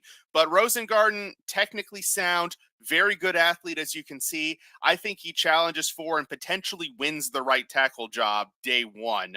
And provides a little bit extra help to Lamar Jackson, with the potential to maybe be the heir apparent to Ronnie Stanley on the left side. If he's a good pass blocker, maybe. We'll see. And then Isaac is an upside pick. He's a guy who's going to need a little bit more development. But as a guy who, you put him on the field to just pin your ears back and go, he's going to work there. Devontae Walker, deep threat. I think he ran like a 4.3 something. I'm sure it says in his little write up there. He ran, sub 4.4, 40-yard dash. So he's a burner. Yeah. He's a deep threat. That's going to open things up in the short and middle for Zay Flowers and Rashad Bateman. That's kind of where those guys like to live, kind of working those shorter routes. TJ Tampa, I love this pick. I did not think that I thought he was going to go in the 2nd or the 3rd. I did not see end of the 4th for them to do that. So I was happy through those first 5. I was like, yes, we're crushing it. This has been my favorite draft. Then, kind of to your point, I had to look up who Rasheen Ali was. I had no idea who this guy was. And then I found out that he's coming off of an injury. So that made me even more question that pick. I didn't love it. Then Devin Leary. This one is interesting. I'll tell you why this one is interesting to me. So, as you know, I live in North Carolina. I specifically live in Raleigh, North Carolina, where NC State is. Devin Leary was the quarterback for NC State for like 3 or 4 years. So I actually heard a lot about him and learned a lot about him. And he's a guy, he's never going to be that guy. I don't think he's ever going to be that guy in the league. That's why he goes in the 6th round. But he's a smart guy. He's doesn't do anything on the football field particularly excellent, but he's going to put in the work. He's a good teammate. He's a good backup. And that's really, when you get into these guys in the 6th and 7th round, and Nick Samek and Sanusi Kane are also in that same category, you're not getting the cream of the crop, obviously, for the draft. What you're getting is you're either getting solid backups, upside guys that are really going to need some love and attention, or special teamers. And if you look at Leary, Samek, Kane, you've got solid backup, special teams. So they got boom, boom, boom, and they hit those spots at the end. I love that. I love that because you're right, man. So, and okay, and to everybody out there who just thinks, oh, backup. Okay, I get it. It's not the first choice for any player, but when it comes down to it, backup means that obviously anything ever happens, and we know football is a game where everything happens. Okay, it's not, as we always say in football. It's not. The question isn't if you're going to get hurt. It's when and how bad. It's nature of the game. I mean, like any sport, obviously it's going to happen. It's I love football with all my heart, but I'll tell you right now, I mean, unless it's snapping something or compound fractures where it's really bad, I'll tell you right now, I can take a pulled muscle or a shoulder out of the socket and have to be put back in, or a finger dislocation putting back in the sideline. Okay, I'm good. You know what I mean? I could take any of that versus a picture getting a freaking 103 mile an hour ball to the face. Okay.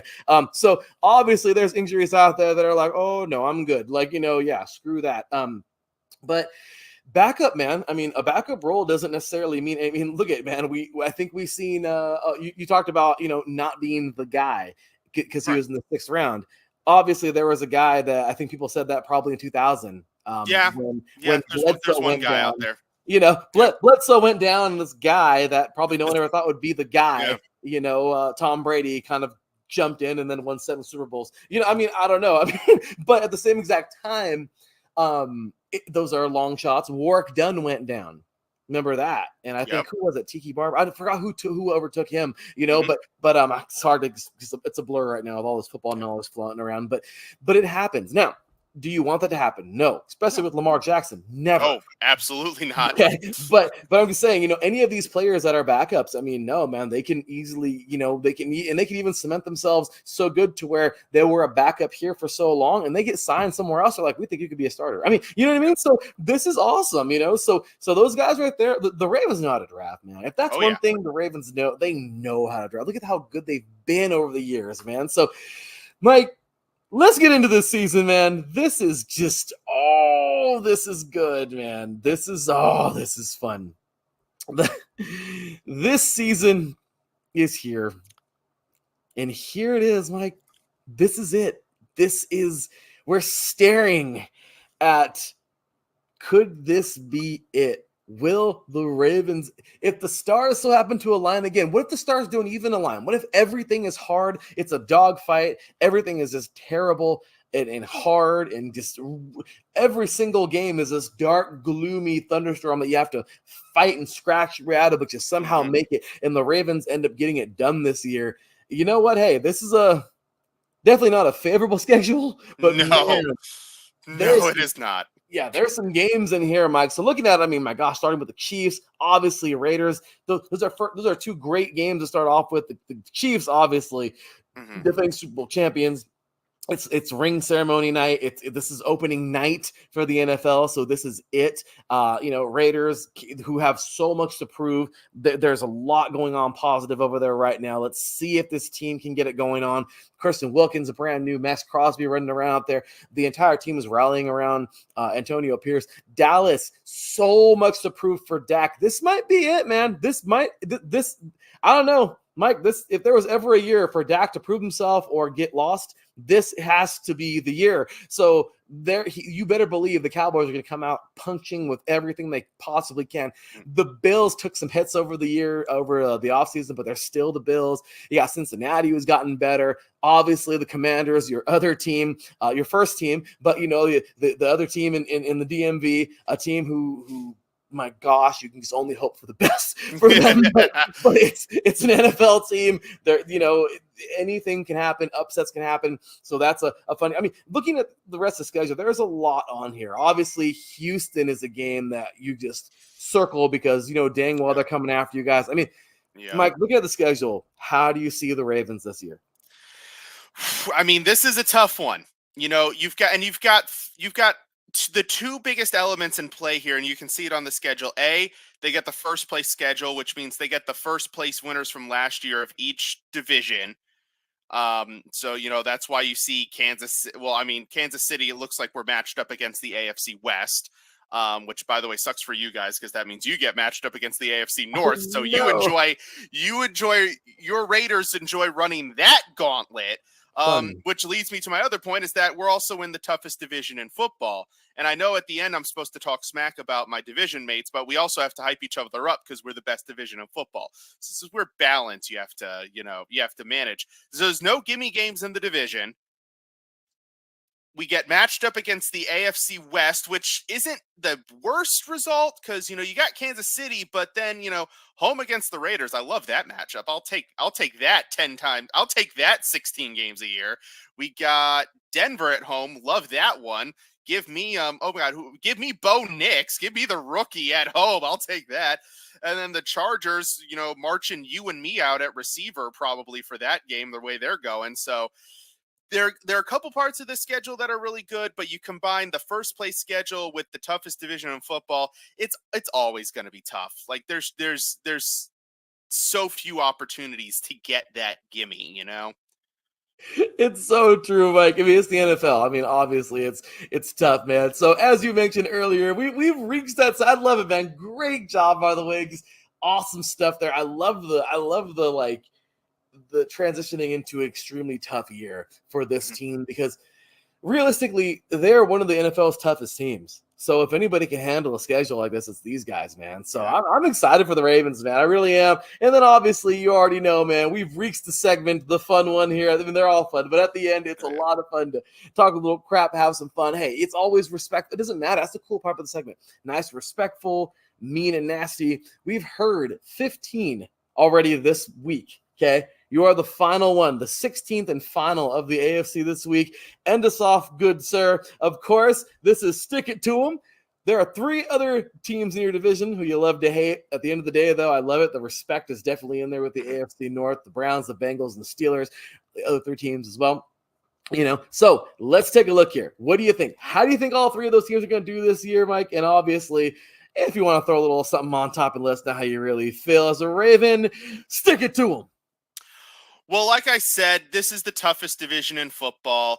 Last year, the Bengals finished in last place at 8-9. So, I mean, these teams are always competitive. We always beat up on each other in the division, and we always whoop our opponents outside of the division, which is how, we always have like last place team finishing 8-9, 7-10. It wouldn't surprise me if one year the last place team is 9-8 for crying out loud. The first year they expanded the playoffs, we had 3 playoff teams. And we pretty consistently have, at least a wild card team in addition to the division winner. So let's start with who I think is probably going to finish in last place. And at some point it's going to happen. I constantly, you look at how they build their team and you're like, how do they keep having winning seasons? And, they've got a great head coach. I hate him, but he's a great coach. I'm going to start with the Steelers. You really think Russell Wilson and Justin Fields are going to get you to the Super Bowl or the playoffs? I mean, come on, look, okay, you got TJ Watt. I'll give you credit. He's a monster. You've got some other good players. I actually really like how they've rebuilt their offensive line through the draft over the last couple of years. But you got a shell of Russell Wilson, and you got a guy who, at his best, could maybe be prime Russell Wilson, but he's nowhere near there. He's nowhere near there. There's a reason the Bears traded him for like a bag of chips and a Coke Zero, not even a regular Coke, a Coke Zero, for crying out loud. So Steelers, I respect you, but what are we doing at the quarterback position, guys? This is not good. It's not good. Then there are the Browns, and one of my favorite people we work with at the station, Jen B. She's always super positive. It makes it so hard to hate on the Browns, but then the Browns also make it really easy to hate on them. So, how do you balance that? Deshaun Watson, enough said about that. Otherwise, the team's actually really good, so I can't, really knock them too hard overall. A healthy Nick Chubb does kind of concern me, but Deshaun Watson, that whole situation, that contract. Enough said, moving on. The Bengals, good team, the best quarterback in the division, not named Lamar Jackson. The best receiver in the division, Jamar Chase. Defense, could take it or leave it. They got some good players there, but it's probably the weakest of the four in the division, which, by the way, is not a criticism. This is a lot of good divisions. But, I give them about as much chance of winning the Super Bowl this year as number of Super Bowls they have. So there you go on the Bengals. So at the end of the day, it's going to be a tough division. We're going to have some grueling games, but we've got Lamar Jackson, reigning MVP. We've got Derrick Henry now. He's going to start knocking people. This division's ours, y'all. We're coming for it, and we're going to stick it to them. That's what I'm talking about. Man, where's that dang applause, man? Mike Pat, once again, man. Yes. I love it. Look, you know it. I know it. We all know it. The Ravens are the team to beat in the AFC North. There's lots of respect there. I love the respect. I love the fact that this is going to be a very fun season. But when it comes down to it, there's no secret that the Ravens are the top dog in the AFC North, and they are a Super Bowl competitor. Every year we look at the Super Bowl caliber teams, we go, okay, you, not you, you suck too. You maybe, I don't know, you know what I mean? We do that. But obviously, the for sure ones. You look around the gym and you see this guy over here putting up 405 and this guy's squatting 700, those are the guys. And the Ravens are one of those. Unfortunately, you look at some of the other teams, not saying any names, but, those are the guys over there who are struggling to curl the 25s, straining. You know what I mean? Yep. You and I are going to talk about one of them on the next week's 8 Division in 8 days. I happen to be a fan of one of those too, so it's okay. Mike, I'll tell you, man, this has been fun, man. As always, please, ladies and gentlemen, you got to show Mike Pat some love, man. Right here, Let's Wine @_IESR. Always great stuff, man. Make sure you give him a follow there. Also, iesportsradio.com/blog, and this one right here, iesportsradio blog.wordpress.com. Amazing blogs, not only from Mike. Mike is a chief editor. He's the one who puts a lot of work out there, but lots of others from iSports Radio as well. Write their stuff in there. Mike, chief editor, does his thing, puts it out there. Always great blogs, and it's exciting to read the work every time they put one out there. So thanks again, Mike, for everything. I appreciate you, man. This was so much fun, as always, talking football. And hey, let's go, man. This might be their year. Let's see if the Ravens get it. Let's go. Can't know for sure until they get on the field, right? That's for sure, brother. So, all right, guys. Well, that is going to do it for this segment, and that's going to do it for AFC Week. My goodness, we are 16 teams down. I can't believe it. Yes, when we get back, it is my final weigh-in of AFC Week and of the AFC North. Obviously, I think you already kind of know who I'm picking to win the AFC North. How far will they go, in my opinion? We'll find out after the break. But once again, big shout out to Mike Pat and everybody on today's show. It's been a lot of fun. When we come back, you got my final weigh-in before we're out of here, and we're finished off with AFC Week. You are listening to 3 and Out right here on IE Sports Radio, direct feed for all that sports on AFC week, AFC North day. Whew, gets the mouthful at all times. So, all right, guys, hang tight. We are coming back with my final weigh-in after this.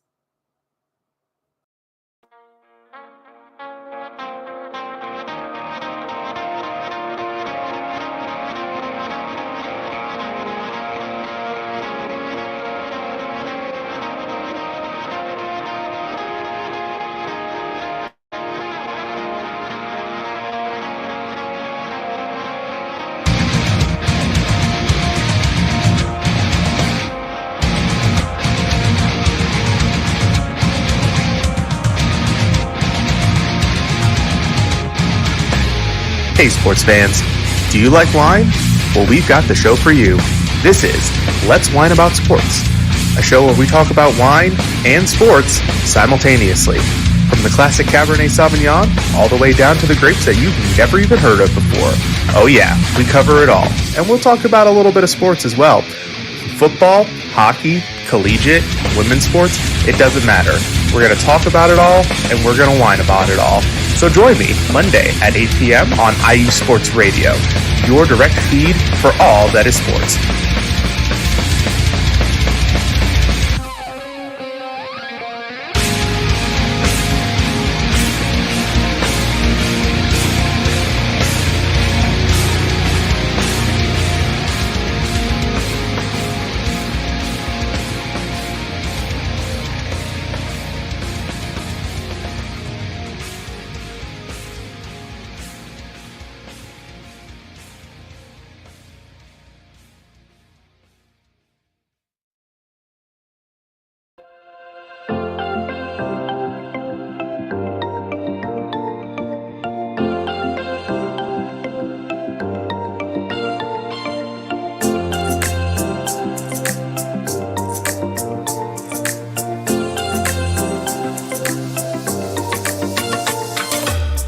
Are you a fan of Buffalo sports?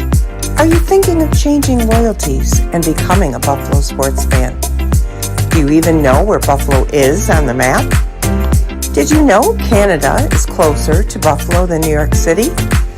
Welcome to the Buffalo Huddle, every Tuesday night at 7 p.m. Eastern Standard Time and 4 p.m. Pacific Coast Time on IE Sports Radio, your direct feed for all that is sports. I'm your host, Patty Bax. This is a podcast designed for you, the passionate sports fan. I know you love your sports. Who doesn't? I cover Buffalo sports and so much more by bringing in the human elements. I call it Buffalo sports with a twist. Join me as we take a journey into the world of Buffalo sports. I guarantee you'll fall in love with Buffalo just like I did.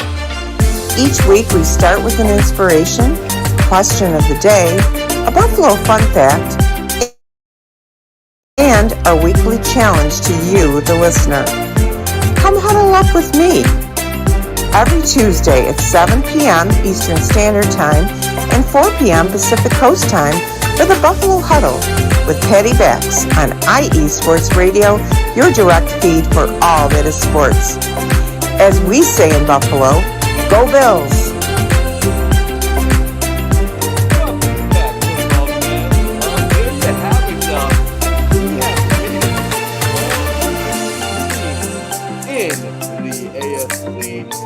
Done, and we are off to the NFC. But before we do that, we gotta get into my final win.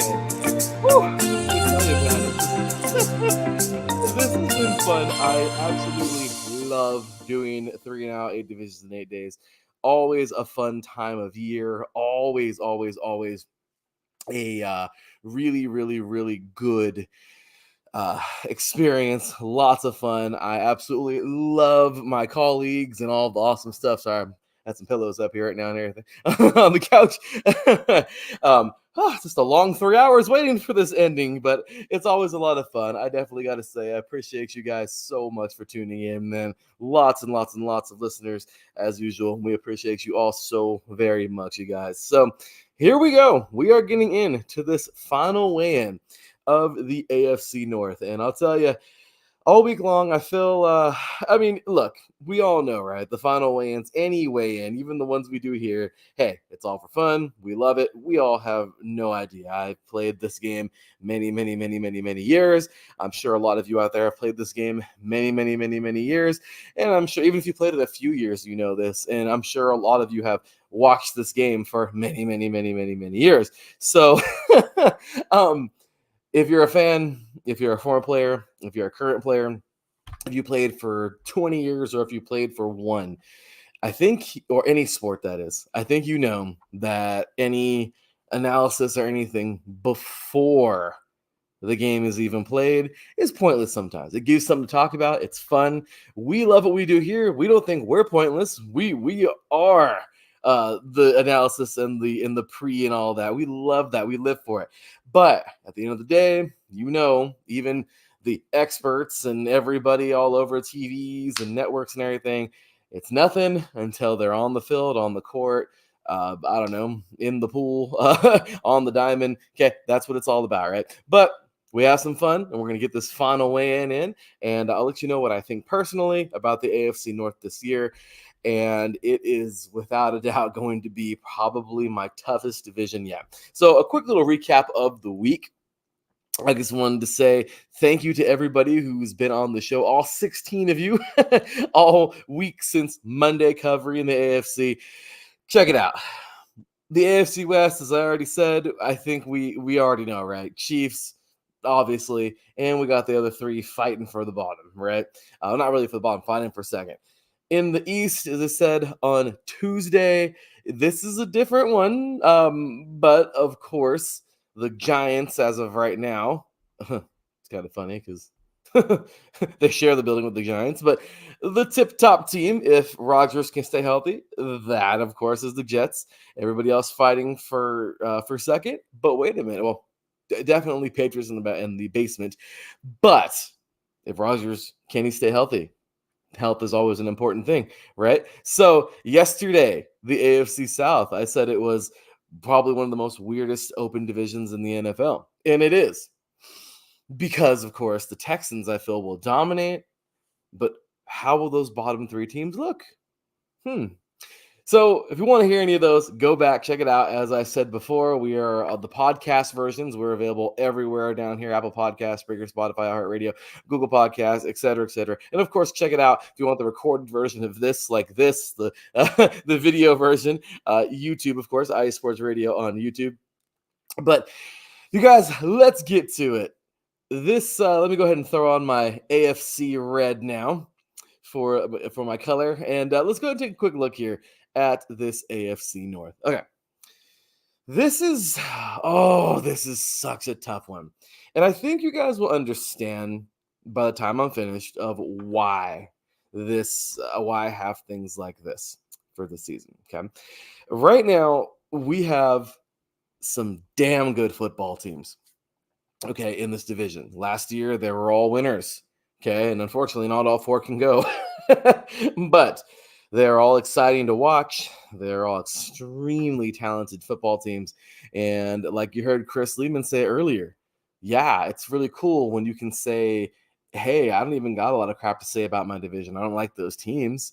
But I do know that we can beat the crap out of any other division. And honestly, that's the AFC North right now. All four teams are pretty damn good. But there are some question marks going into the season, which leads me to the best possible judgment I can make before they get on the field. All right. So agree, disagree, have fun, all that good stuff. Once again, big ups to our chat room, by the way, today. It's been a lot of fun. Appreciate you guys for being here. Adam Karnick jumping in right now. Ralph Khalees earlier saying that he jotted down what Mike Pat said. I think he's going to have some fun on the Inns Report on Tuesday. And, of course, our boy Alden K. Looking to record with him later on because I am already starting the NFC recordings today on Thursday. And, yeah, it'll be ready to go by Monday and all of next week for the NFC. So, all right, guys. AFC North. Okay. Like I usually like to do, we'll start like to start at the bottom. But when I have my for sure champ, at least the one I think is gonna be pretty dang good, well, I think I like to start from the top. Okay. And as you can see my color over there, yep, I'm hitting that dirty purple because I think this is exactly how these guys will look this year, possibly. Look, for so many years, well, in the last couple of years, the Ravens were plagued with injuries. There were some years where they were, my gosh, they looked so good, but injuries just kind of got them. 2 years ago, the Ravens could have won the Super Bowl, but the team was hurt like everybody was. This year, I seriously think the Ravens have this range right here of 15-2 and 12-5. Now, for those of you who are like, wow, you bumped your head. No, hold on a minute. That defense is extremely good. Okay. That defense is definitely one of the best in the league. Okay. And they can make it happen. I really think this defense is going to be the biggest factor, okay, in getting them that record. However, if they stay healthy on offense, my goodness, what this team will be able to do. And once again, I'm not somebody for the perfect records and all that good stuff. Not even the Chiefs, as good as they are. I think I had them getting a ceiling of 15-2 as well. But honestly, the Ravens are extremely close to being that team that's nearly complete.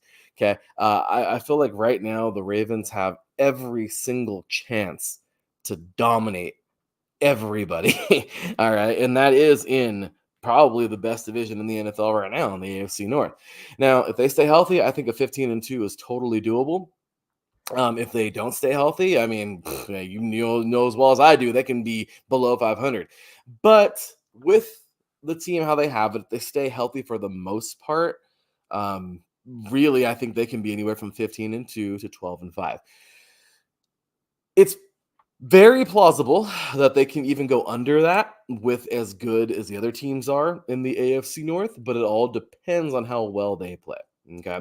But as of right now, this is it. I'm going to stick to this. I think the Ravens are that good. I think it's their time. I think they're going to be, if anybody's going to knock off the Chiefs and keep them from that three-peat, it's going to be the Ravens. So, yeah, this is exciting time to be a Ravens fan. All right. So, all right, let's go ahead and take this one out and jump on over. And once again, here we go. Oh, look what color it is. It is that orange. Orange, you happy? I'm just kidding. Well, maybe Bengals fans are, but I'll tell you, the Bengals last year when Burrow went down, yeah, it was tough. Right now, the Bengals and Browns are so close. One side, you have a pretty solid defense. Okay. Once again, my favorite defense right now in the NFL is going to be the Ravens. But if you're looking at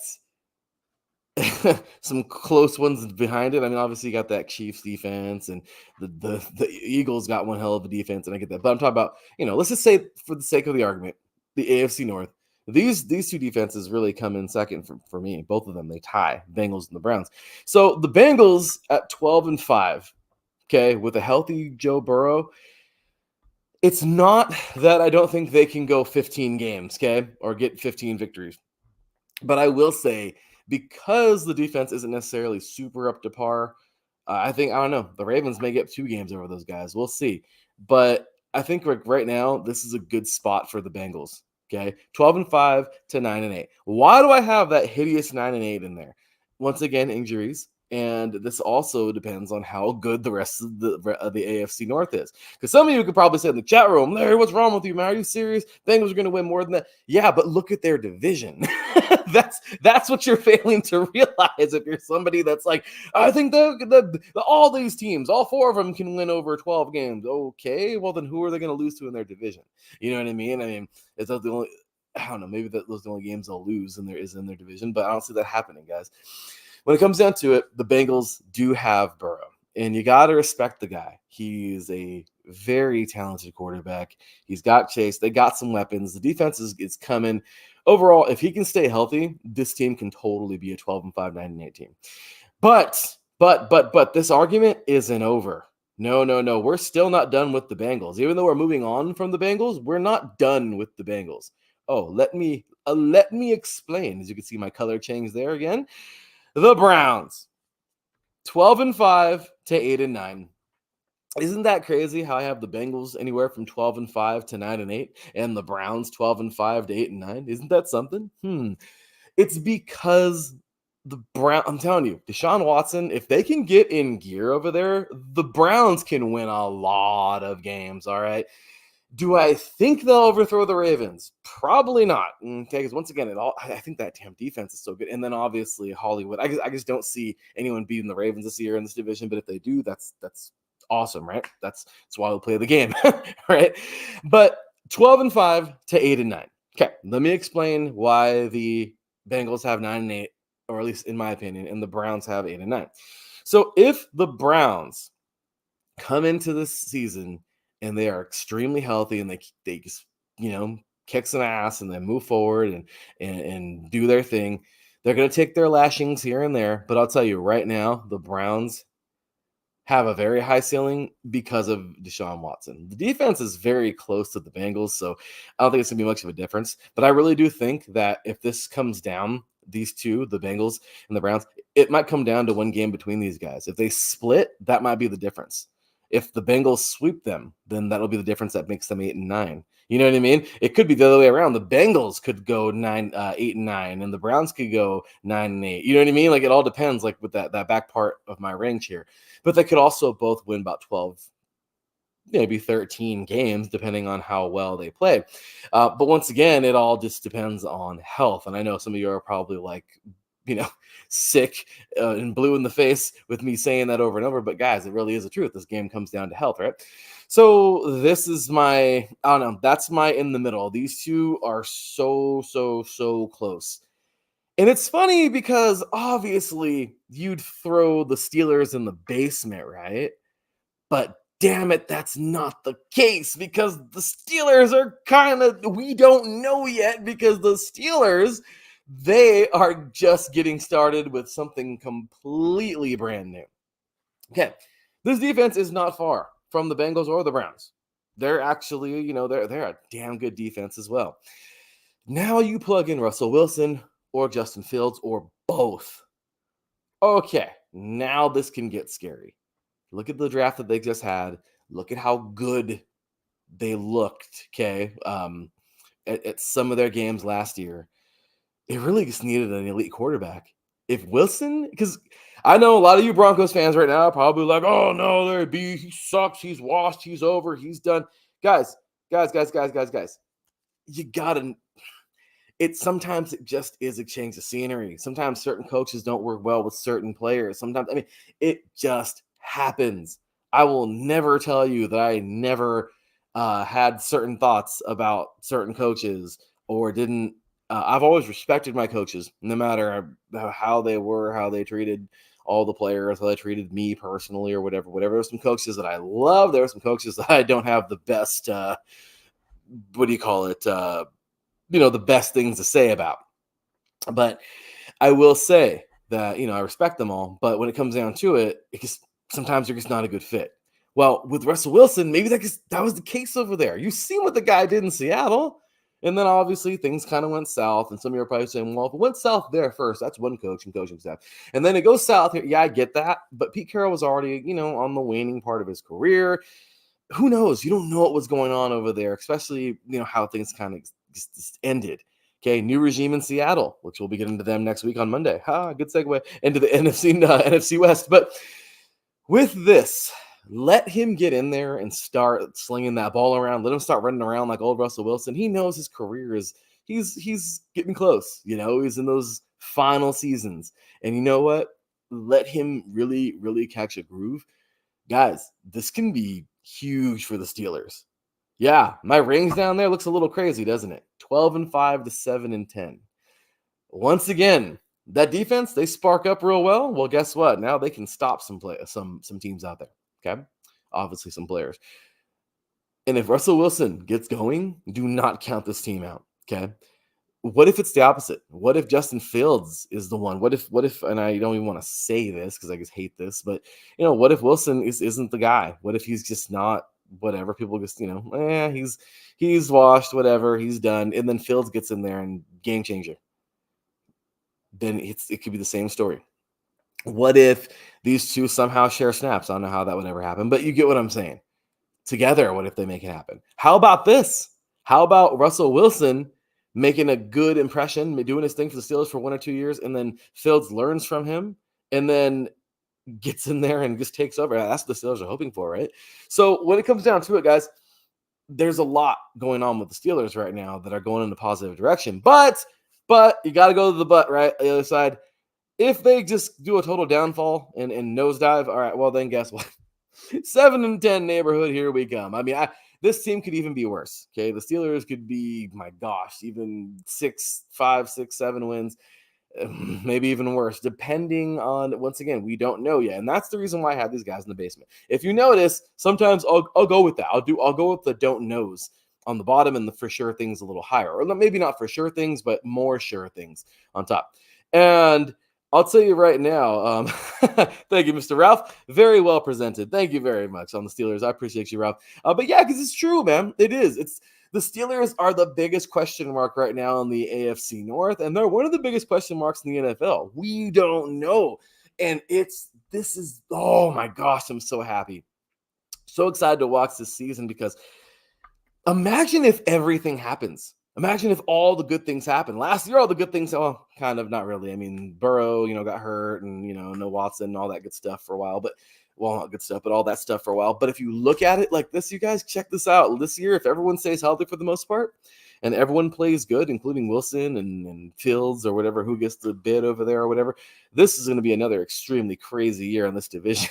This is why some people are like, okay, we need to put in, if a division looks like this and they're extremely strong in all 4 teams, why can't all 4 get in? And a division who sucks, just because the team is first place, they're 9-8, okay, and they got in, or 8-9, they barely got in, and the Steelers somehow finished that 9-8, and they don't get in. So yeah, I understand that rule, guys. That'd be kind of cool to change that up, one day. But Adam, orange, you glad Larry didn't say Browns? Oh boy, yeah.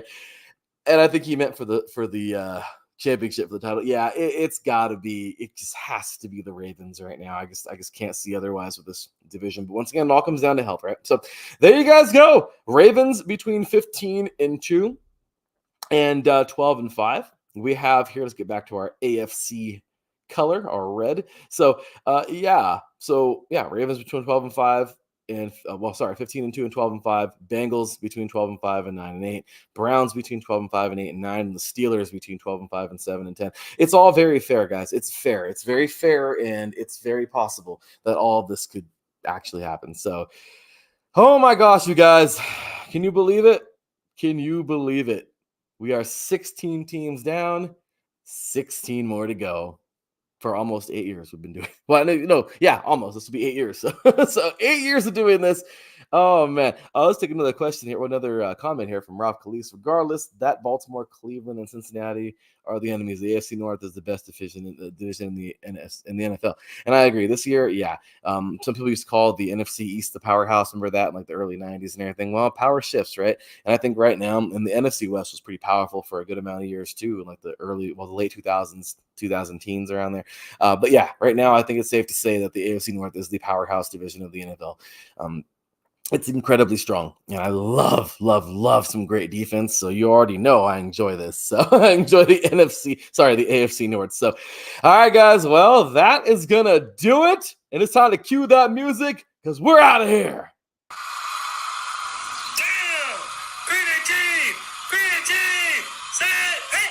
All right, guys, that is going to do it for today's show and for the AFC. My goodness, that was fun. Well, I'm really glad that we were able to do this. Had a lot of fun, so many interviews, and well, starting today with a whole new batch from today till Sunday. We're getting 16 more interviews, and then next week we are going into the NFC. So that will do it for the AFC. Thank you again to all my awesome guests all week long. Today, of course, all my awesome guests, Ralph Khalees, Jen B, Christopher Lehman, and Mike Pat. Hopefully you guys enjoyed that. That was a lot of fun today talking about those divisions. Well, the AFC North, that is, and it's been fun all week long talking about the entire AFC North. So it was a lot of fun. I appreciate you guys so much. next week. Be ready, y'all. We are jumping on over to NFC, man. NFC West starting out on Monday. Oh, that's going to be a lot of fun, right? Then the NFC East on Tuesday, the NFC South on Wednesday, and then a week from today, the NFC North from the hardest hitting division in the NFL here with the AFC North. Next week, the NFC North, the coldest division in the NFL. Oh, it's going to be a lot of fun. Super excited for that one, man. And then it's going to go right to the Hall of Fame game. Guys, training camp's already started. We're rolling. We're running. And a week from today, we have our first football game of the year. Hall of Fame game, baby. I don't give a crap. Football has been gone for too long, as I always say. And guess what? I mean, don't get me wrong. The UFL was awesome. But we didn't get NFL football since February. So I am jazzed up and ready to go for the Hall of Fame game as I am every year. So be ready for that. And it's going to be a lot of fun moving forward, guys. I am so ready to rock and roll. So with that said, make sure to show us some love, y'all. Give us all kinds of love. Please do. Check us out on all the platforms on X, Instagram, Facebook, and TikTok at IE Sports Radio. Give us a follow. Check us out on the recordings. Make sure you check us out here, Apple Podcasts, Spotify, iHeartRadio, Google Podcasts, Amazon Music / Audible, Castbox, Deezer, Podcast Addict, Podchaser, and Giant 7. Also, check out iSportsRadio.com. Check out our Hall of Fame, Fans of the Month, our interactive chat in there, forum, the blog, of course, you heard Mike earlier, the shop, Revy's merch, all kinds of goodies in there, and of course, got all of our custom-made business like this one, iSportsRadio.com/FreeMetalSongs. Give FreeMetal a follow at FreeMetal, all spells out, IESR, FreeMetal, IESR. Give me a follow at the PHE_LB53. Huge shout out to our sponsors, Planet Jerky, Premium Brisket, Beef Jerky, and my beautiful wife's company, Steel the Deal Wax Seals. Well, that's going to do it, you guys. I have a lot of work to do this weekend, 60 more interviews to do. We will see you on Monday, starting with NFC Week. Well, NFC Week, for NFC Week, starting with the NFC West. All right, guys, keep God first. God bless. I will see you all next week. Until then, take care. And as always, God bless.